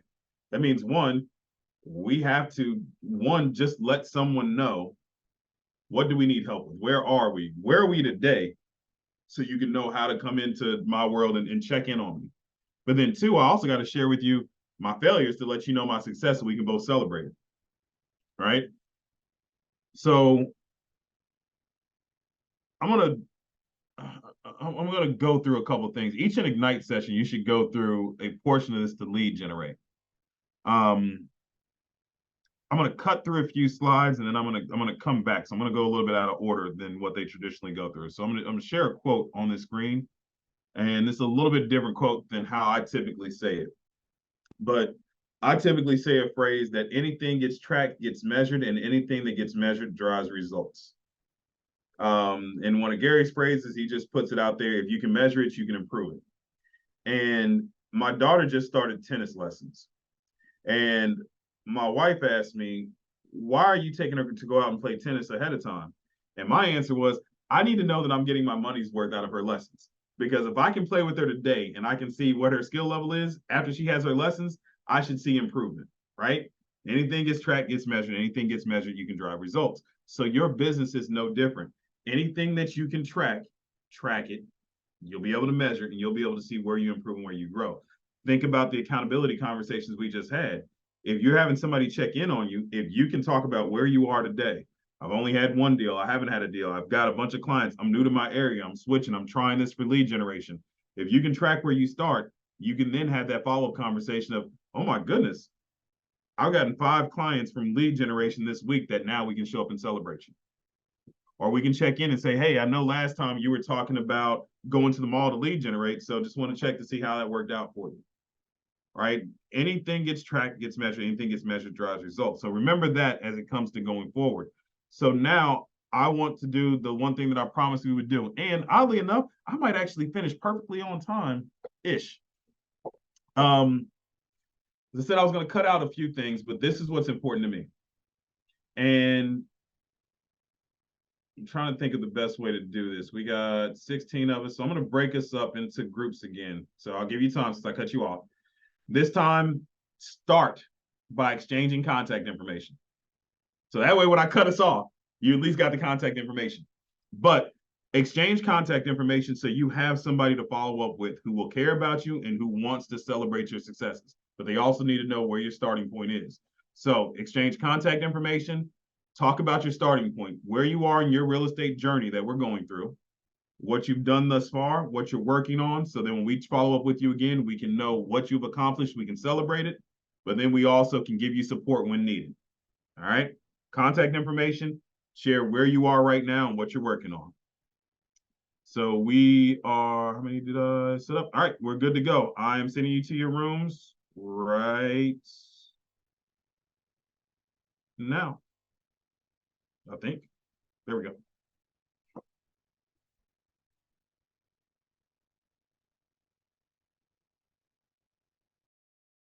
Oh, I got a feeling I'm gonna get yelled at. I kicked everybody out too soon. No, I just want to say you got a gift. You are a noticer for sure. That is a gift. Well, you know what? And I believe it was Tamika who said it earlier, the ability to listen to the needs of others. And that makes a huge difference with where we are and where we're going. It makes all the difference in the world. So I got there because I realized that sometimes I just need to shut up and be quiet and listen. That's like, people say that I'm going to listen, right? But listening is not good enough, is what I just learned in that breakout room with you. You got to listen for something. Yeah. And, so I think that's really good. Thank you for that gift today. Oh man, look, I appreciate you guys because as you go through your careers, I'm going to give you another piece of advice to take advantage of when you can. If there becomes an opportunity for you to raise your hand and teach something in whichever market center, whichever area that you're in, teach it. I don't care how good you are at it. I don't care how bad the class is. You are going to get another perspective and another level of knowledge that you can receive. Oh, I got a feeling some people left. Don't worry, they're going to hear from me. Don't worry. We got them. But what they're going to miss out on is I'm about to give you guys some tips. So we talked about the third thing that I wanted us to use the perspective on is building a system of success, right?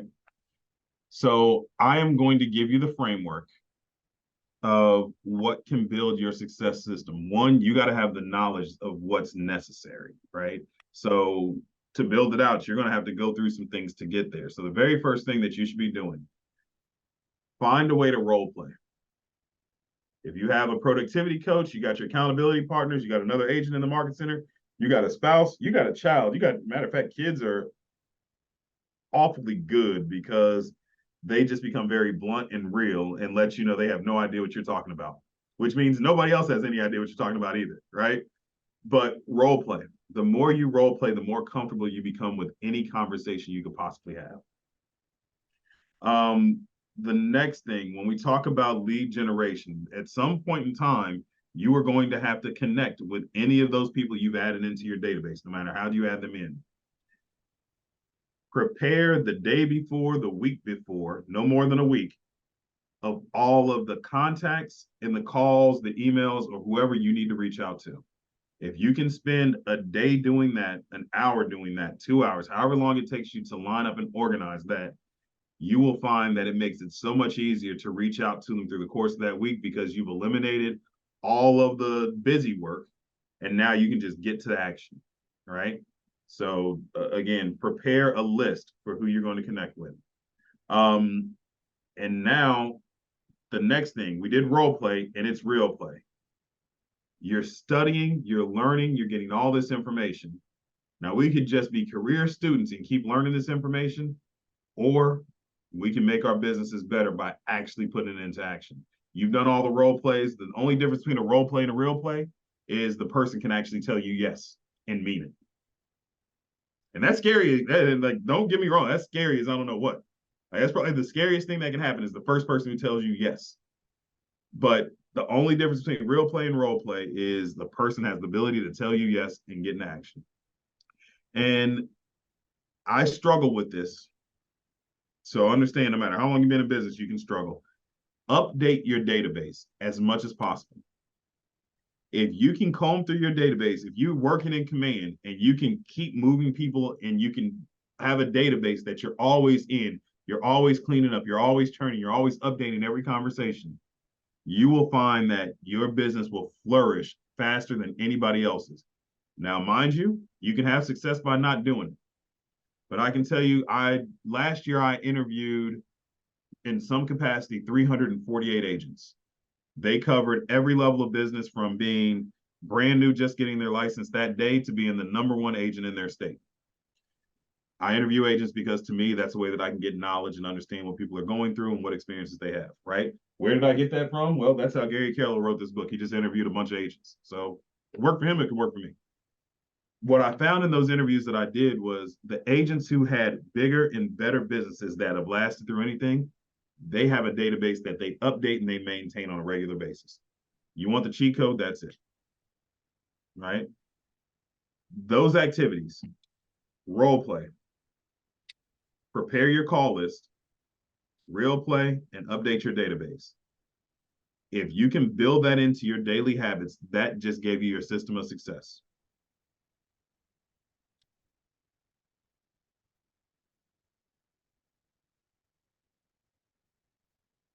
And on that, are we saying good night?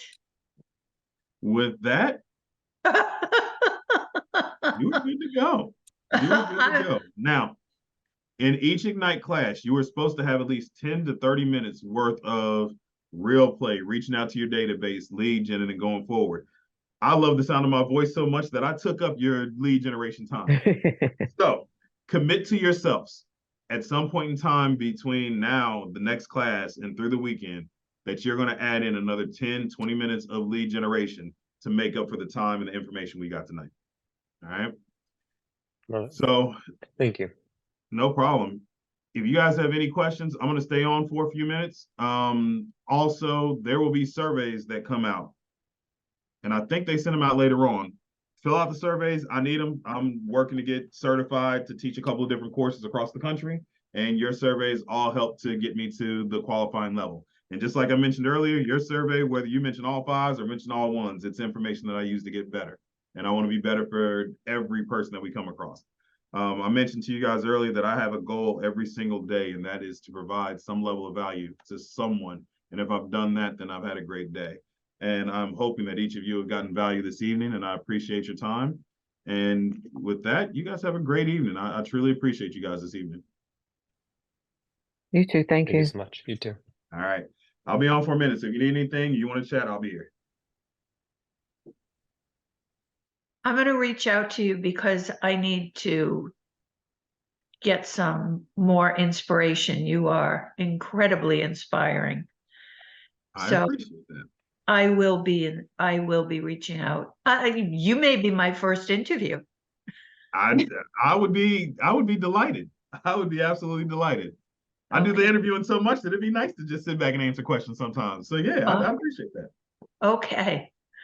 It was nice meeting you. I hope that we get to have you as a instructor, as a facilitator for this program another night. I will tell you that if you do, it's because I had to fill in for somebody. Unfortunately, I looked at my calendar and this was the only night. And I will tell you this was a sacrifice tonight, but I appreciate making it. My daughter, I told you she has tennis lessons. Tonight was her second tennis lesson she was supposed to go to. And I did not realize today, you know what day it is, but you don't know what day it is at the same time. Oh, yeah. So I knew it was Wednesday, but I didn't know it was Ignite Wednesday until I was driving in this morning. I said, you know what? These are both happening on the same day. So I had to text my wife and let her know. And my daughter will promptly remind me when she sees me in the morning, because she should be in bed by the time I get home, that Daddy, you didn't take me to tennis today. So I say that because now I'm going to have to practice with her extra this week. But it was worth it to give the value here. But I also know that I'll make up for it on that end. So you have my number. Use it. I do. Call me. Schedule. If you want to have the interview, you have the link to my calendar. Schedule a meeting, put it on there. It'll be on my calendar, and you'll have me unfiltered for that time frame. Super. Thank you. No problem. Thank you. Good night.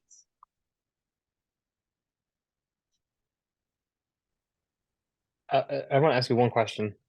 Yes. So one of the things that I like to do is teach. Mhm. I was in Teach for America, like I taught 5 years, got my master's, and that was my thing before I moved into real estate. And then I took some time off of real estate sales when I moved to Maryland to do training, coaching, teaching, that kind of stuff in real estate. That was what I was doing for the brokerage I was at. So, I really haven't really raised my hand much to do it at the brokerage I'm at. I'm at Keller Williams Legacy agency. They just have so much stuff. Like there's Here so in much Maryland? stuff. Yeah. Which office? The Towson office over here, or Ellicott City. okay? Yeah, it's like the main hub. So it's also, and when you said that, I was like, so I was thinking like of offering to run a few classes and what have you, but I'm actually kind of nervous because I'm like, what if it's not how they would do it? You know what I mean? Or like, I don't know, like how, like, I don't know. I don't want to be So stuck in I it, would actually, I know I'm supposed to challenge you, but well, let's challenge you on this. If I've heard their message over and over again, wouldn't it be nice to hear it from a different perspective and be done a different way? But what if I say something in a way and they're like, nah, that's not how that's done or something? You know what I mean? Like, If you know you've what I had mean? success with it and you've done it, Yeah. So it's a great question. And I understand it because all right, so this will be an unfiltered conversation. Yeah, I don't mind. Yeah, Just so there giving are it to you. things inside of KW inside of this business that I Yeah. teach differently. I look at differently. I subscribe to differently.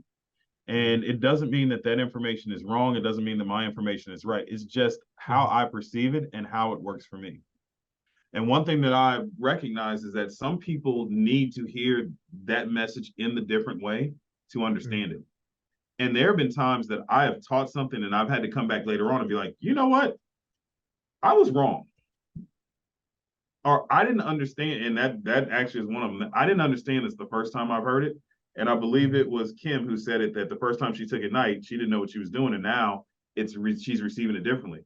Well, I've taught things that I didn't understand fully, or I had a different perspective on. And now I go back and I can say, you know what? I've always viewed it this way, and now it should be taught this way. Sometimes it's you getting that understanding as well. So, teaching, I have a family full of teachers. So I appreciate teachers. And while I've never considered myself to be a teacher or educator, I've always appreciated how people can help others get to a path. And part of that is you understanding how you get there. So even if you teach it the wrong way, you would probably will. Is Warren your team leader? Yes. So I know Mike. I played ball with Mike for a little bit, right? When I came up here as an adult, we joined a men's league and played basketball and we played football together, right? Mike is a motivator too. Yeah, for sure. Mike wants to encourage. He wants you to be there. So if you teach something that goes against the grain, and let's say it directly contradicts something that Bob lives by, Bob is always seeking to learn and find a better way to do business. So he'll probably pick you apart and ask you questions, but not asking it because he doesn't believe in you, but asking because how do I make sure that I can replicate this? Can I scale it? Can we build it out? Is this something we want to go through? Got it. Don't be afraid of letting yourself shine. Okay. And that you was said my it next earlier. thing. God gave you a gift. Let that gift go. Let it shine. Spread it. Yeah. Don't be. And the other thing I want to just send, I'm going to be just open here. When I was in business in New Jersey, I think I did well. And so I like, I don't want to say like I felt like I had the right to teach and train and do stuff, but I had a bit of like been there, done that. And I wasn't the best of the best, but I was doing amongst the higher end of the office, so that was good, So I felt like Jersey were you in? Essex County, Essex. That's like Verona, Montclair. Okay, all right. Outside, yeah, Newark, like we're outside Newark. I used to teach in Newark, New Jersey. That's where I got my start teaching. You went KW up there too? Berkshire Hathaway Home Services. Okay. Yeah. Technically, my license is still with them. In referral, they have like a referral thing for like 9 years now. But that's a long story. There's a reason for it. There's a couple mentors there that I really look up to. So here, getting started again, that's not the case. Like, I'm trying to put together 6 transactions this year, in my second year going at this. And I moved from Coldwell Banker to here because it wasn't happening. I was like, I gave you a year, Coldwell Banker, to help me. Like, I was more excited about myself than you were about me. And I was like, I need to leave. I'm sorry. That's just, they took offense to that kind of, because they were like, no, we're excited about you. I was like, it's not an insult. It's just how I felt. Like, I'm just expressing, Yeah. So I just am a little afraid that I'm like, I raise my hand. I want to teach this about lead gen or this about like the spheres of influence, right? Which is like a thing I do about, you got your friends and family, you've got your community, you've got your township, you've got the outside world. And a lot of people go to the outside world first, but that's the most expensive and takes up the most energy. And so, hey, if you're telling me you're sitting on $1 million and you just want to blow it, God bless, But if that's not the case, like then we're going to start with the inside sphere, the friends and family, and then and so we kind of break that apart. Anyway, things like that. But I don't have millions in sales, so I just am a little afraid. I'm going to be like, I want to teach this stuff, and maybe like you're just I don't want to say a politician, but like a college professor, right? Like teaching about taxes, but What's the phrase? Those who can do and those who can't teach. right? That's Yeah, the, but that's yeah, that that's but it's a that black value hat though. that we wear that we're afraid of how people are going to receive us, right? Yeah, the career student. I don't want to be seen as a career student. Is my point. You know what I mean? So Yeah. that's I guess where I'm kind of, but I know it's a God-given talent of mine. Like I can teach, I can train, I can coach. Like I don't mean that. I mean that like authentically. Like I'm a showman at heart, not a show off, but a showman. You know what I mean? And so it lights me up.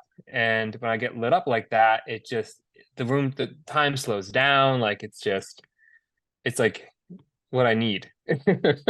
So if you haven't been teaching and you get that much fulfillment out of it, could that be part of the reason why your business hasn't picked up the way that it should? Because you mentioned earlier when I joined in the group that you're working through the mental challenges of getting the confidence back, it sounds like, Yeah. of who you Yeah. are. Well, I'm sure when you were teaching, you had that confidence. You were showing up in a way that mattered to you, that had you fulfilled in what you were able to give back to others. And what I'm hearing now is you've been depriving yourself of doing that out of fear that it won't be received well, but you're feeding into that negativity and hurting yourself, which is hurting the message that you should be giving to others. That's so true. You just talked about the spheres of influence, and this is what I'm reevaluating conversations that I've had with some people, because there's two things, and you're absolutely right. People will start on that outside world first because they're afraid of being rejected by their inside world. Yeah. Right. And I've embraced it to the point where I'm like, great, if that's where you need to start there. But here's the challenge. If you're starting there, recognize that that has the lowest margin of success. Yep. But sometimes it feels much better to be turned down by a complete stranger than it does by my best friend who buys a house with somebody else and then invites me to the housewarming, knowing that you should have bought the house through me. But if I showed up in a way that I said that I want to help the outside world versus helping the inside world, can I blame him for doing what I asked him to do? Which is don't go to me because I'm too close to you. Go to somebody else because I think that's easier for you and it's easier for me. I can't be mad at you because you just did what I showed you how to do. So I think your class is phenomenal, and it just struck an accord with me because now I need to reevaluate what I'm telling people that they have the ability to do. So just in our conversation, it's affected me. How many agents that are there in Ellicott City that need to hear the same message? Yeah, because even like you talk about social media, and I'm go on it, it's great. But people craft a message, being a little technical here, they craft a message for the outside world when all they have is an inside world sphere that they play to. So they're like, hey, I'm a real estate agent, blah, blah, blah. No, take that way down. Get on camera, get vulnerable, bring your kid in. Hey, here's what our family's doing. Because and send that direct message that to your friends and family. They're not going to take it any other kind of way, but awesome. You know, but they're paying people to make these flyers, right? And they're putting it out there. And there's no, like, you know what I mean? So it's matching up. It's matching up the want, the need, and the level of the sphere, the messaging, right? I mean, it comes together, you know? Sit on the outside. The best video I did was sitting on the stoop in front of my apartment. We were renting a 1-bedroom apartment. We had our first gratitude gathering there. And we made a video about it and invited people out. And people like, real estate agent renting, and you're going to have it at your apartment? Heck yeah.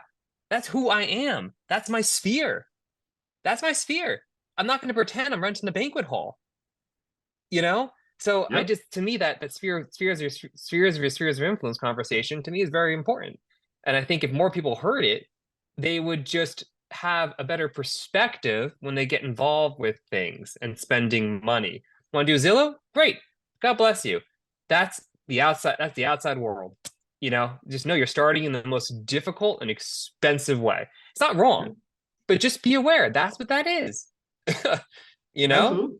So you said it earlier, and I want to take note, but I need to ask you, do you mind if I steal that phrase? Gratitude gathering. I love that. Oh, take it. Absolutely. Yeah. I absolutely love that. I'm going to let you in a little secret here. So here's what's happening. Then I'll let you go because you got the girl, baby girl and everything, you know. So we got time because there's a certain window that my wife's like, you don't need to come home right when they get in bed because then you wake everybody up. And so she's like, if you're going to be late, just be late so they can all be asleep when you walk in. So we're good. We Yeah, got some time. Cool. So on the 30th, I'm doing the National Good Neighbor Day Grill and Chill, okay? And then I'm working with Victoria Hathaway from our office because I went to USPS.com, looked at the stats from a neighborhood, and it's like 90% of all homes are original owners or have built their home or are 60 or older. So it's like, so we are going to have a series of downsizing seminars that they can pre-register for at the Grill and Chill. But here's the thing: everyone who comes to Grill and Chill can order a complimentary pie for Thanksgiving. And I'm going to have a gratitude gathering, same phrase, neighborhood gratitude gathering right here back at my house in November. The date's going to be there. You check the box, you're getting the pie. They're going to get the invite in the mail. They come back to the house, they pick it up. Going to be some food. They go on their way. So I'm going to do, and then here's the thing. This is the neighborhood Grill and Chill, but for the gratitude gathering, it's everybody. It's the businesses that I marketed to. It's my past clients. So now my past clients I see in my neighborhood, right? And they're going to mix and mingle. So it's strategic. I want them, right? I want them to see, I want my neighborhood to see my people, right? So they can refer me and hear success stories. So anyway, I used to have it as a separate thing. I've now done it like embedded in that first event strategically. So you'll love this. For the past 5 years, we've done the pie giveaway. So I love it. So this year we're going to do it in the market center, but the last couple of years we did it at a local restaurant / barish. But now it's to the point where everybody in the market center contributes in. So as a brokerage, we negotiate a deal with a local bakery so we can get the prize at a discount. And each agent will buy however many pies they want for their entire sphere of their network. I buy them for my clients. I actually buy them for my wife's. She has a physical therapy practice. We buy it for all her doctors and everybody who's there. So we make a whole entire event out of it where now people can just come into, and this year be a little bit different because we just don't have the capacity to have 300 people at once. But we make it a whole social gathering where people will come in, they'll pick up their pies. Some agents like to go deliver them like hand by hand to everybody. That's actually what we do with the doctors. We go deliver them to their office specifically because we want to give it to their staff to make sure that they are appreciated. But it's just that token of appreciation during that season that there's nothing that you have to do. You didn't have to register, don't have to do anything else. We just have to know you. And if we know you, we're in relationship with you, you got a pie coming. Enjoy it, appreciate it. This is on us. And you should know us well enough to know what we do that you'll come back to us later. So I love that because that's something that we ran through and we started doing. So we do it for the entire market center. And this year we're going to do it in the market center. And so we're going to deliver all the pies here and we're going to figure out the flow and the logistics to have everybody come in and out. But it makes a difference. It makes a big difference. All right, I'm going to hold you accountable to something. What's up? I got myself in trouble now. You have a class that is worthy to be taught. I have agents who need to hear it. Would you mind coming to teach at my market center? I would not mind at all. That would be amazing. I'm in shock. I will do it. I will own it. I will do it. Yes. I will use my voice. Perfect. Yes. So the way this worked, Alana, who taught last night, she is our director of coaching and business development here. She handles our calendar. I'm going to let Alana know that I need to have Michael come teach in our market center. He's going to teach about lead generation to a sphere to help you get over the, what is it called? Oh man, that phrase was in my head. I'm going to say placebo effect, but it's not placebo effect. But that effect that you don't have the credibility. Give your stats from New Jersey. You've done it. That's your history. Give that. That will give you the confidence to be able to talk about what you've done and then just talk about lead generation through your sphere. I think I know a way to tell that story in New Jersey. There's the facts, then there's the story. And the story I can tell from New Jersey is a lot more powerful. I can promise you that because that's how I got here now. that's how I'm sitting in this room and now my boys have a bedroom. So, so there we go. Yeah. There we go. Alana is working on the calendar, so it'll probably be sometime in October. But yeah, I'm gonna have her. Matter of fact, I'm shooting her a note. I'll email it right now. And have her connect with you, and we'll get that on our calendar. This is awesome. I'm so glad. My finger, was hovering over that leave button, and then for a second there, I just said, let me just ask this question, and I asked the question about and I'm glad I did. So thank you. I'll make sure I get all the materials to you ahead of time too. I'm ecstatic that you did. I mean, this is what we're here for. This is how we are here to help each other and grow, right? And so I wanted to bounce into different rooms just to make sure that people were communicating, because otherwise they'd leave, right? And we saw that happen, but it's so much and it's impactful. And that's the one thing that I want everybody to get when they're here, because I know what it's like. I know it's like to be alone, and I know what it's like to have support. And I know what it's like to have support that you didn't even know was around you. And this room is support that you didn't know that existed. And just the way that Dawn and Ken connected, it changes your world, and it gives you an appreciation that somebody cares, and it makes a difference. So I want everybody to feel that. And hopefully we get there. Michael, what's your email? It's Michael Eunice, MICHAELU, N like Nick, IS like Sam, at boblucidoteam.com.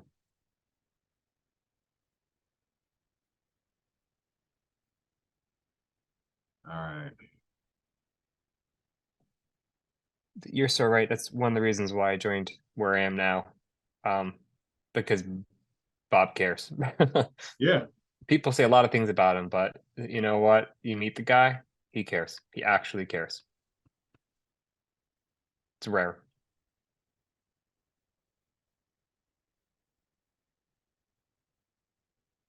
All right. Shoot this email out to Alana, so that'll come over in just a few moments. Yeah, I'm excited. I'm excited. We get to provide value even further. So let's do it. Love it. All right. It's a good thing. All right. Yeah, well, I guess on that, I'm gonna go give my kids the Father's blessing. I do it every night, even if they're asleep. I say, I'm gonna give this to you, and you can give something to me if you got this. I just feel like, I don't know, we're connecting here. So yes. I don't know where I got this from, but I put my hand on their head or their chest, and I say, I give you the Father's blessing. And then I do all three of them. Then I go to the door and I say, you're going to do beautiful, wonderful things, my boy.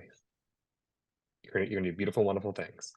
And I leave, and every night they know they're going to get that blessing. And so one day he turned to me, he goes, I'm going to give you the kid's blessing.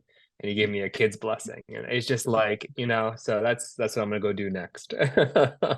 I'm running with that one. I'm running with that. So my daughter has instilled in me to ensure that I give her a hug and a kiss every day. And actually I don't know how to do her hair at all. And even taking it down is a challenge for me. I actually cut the rubber bands out versus undo them. So my wife is like, I don't know if I want you to help anymore. But I was helping. My daughter brought her hair to me. And she says, I want to have a daddy-daughter day. And I'm like, Suge, you know what? We were just together all day Sunday. So we had a daddy-daughter day on Sunday, but I will give you another daddy-daughter day. So our impact on them, I love that. I'm amazed every day how much beautiful little human beings they are, but how much they look up to us to guide their world. And I laughed all the time because I told my wife, I was like, I'm from Kansas City, Missouri. I'm one of those Midwestern folks that we see on the news that we wonder how they could be so stubborn and ignorant. That is me. And I was like, I feel bad for our kids because they are going to go to class and say something they heard me say, and everybody's going to look at them like, where are you from? And on one side, they are going to feel like, oh, why did daddy set me up? But on the other side, I've seen it happen to my son, and he just says, but that's how my daddy says, so I'm good with it. And you just love it. It's like, all right, well, I got to make sure that I'm always putting something positive in their ear, in their minds, and in their heart. And that Father's blessing might be the perfect thing, because I know from just being there to console them, to say hi, to give them a kiss, give them a hug, you can just feel how much they feel loved and secure. And that Father's blessing, to me, just is something that gives them the peace of mind to know that you're going to be okay. So I love that. Exactly right. All right, you gave me 2 nuggets today. You gave me 2 All nuggets. right. Yeah. You too. I'm looking forward to October. Thank you for helping me with that self-confidence, self-worth. No problem. No problem. Man, tell Warren I said hello, and I he will. owes me a phone call. And if you need anything, my number, I'm available. Just reach out. Thank you. Thank you. I appreciate All it. right. Thanks, Good man. See you.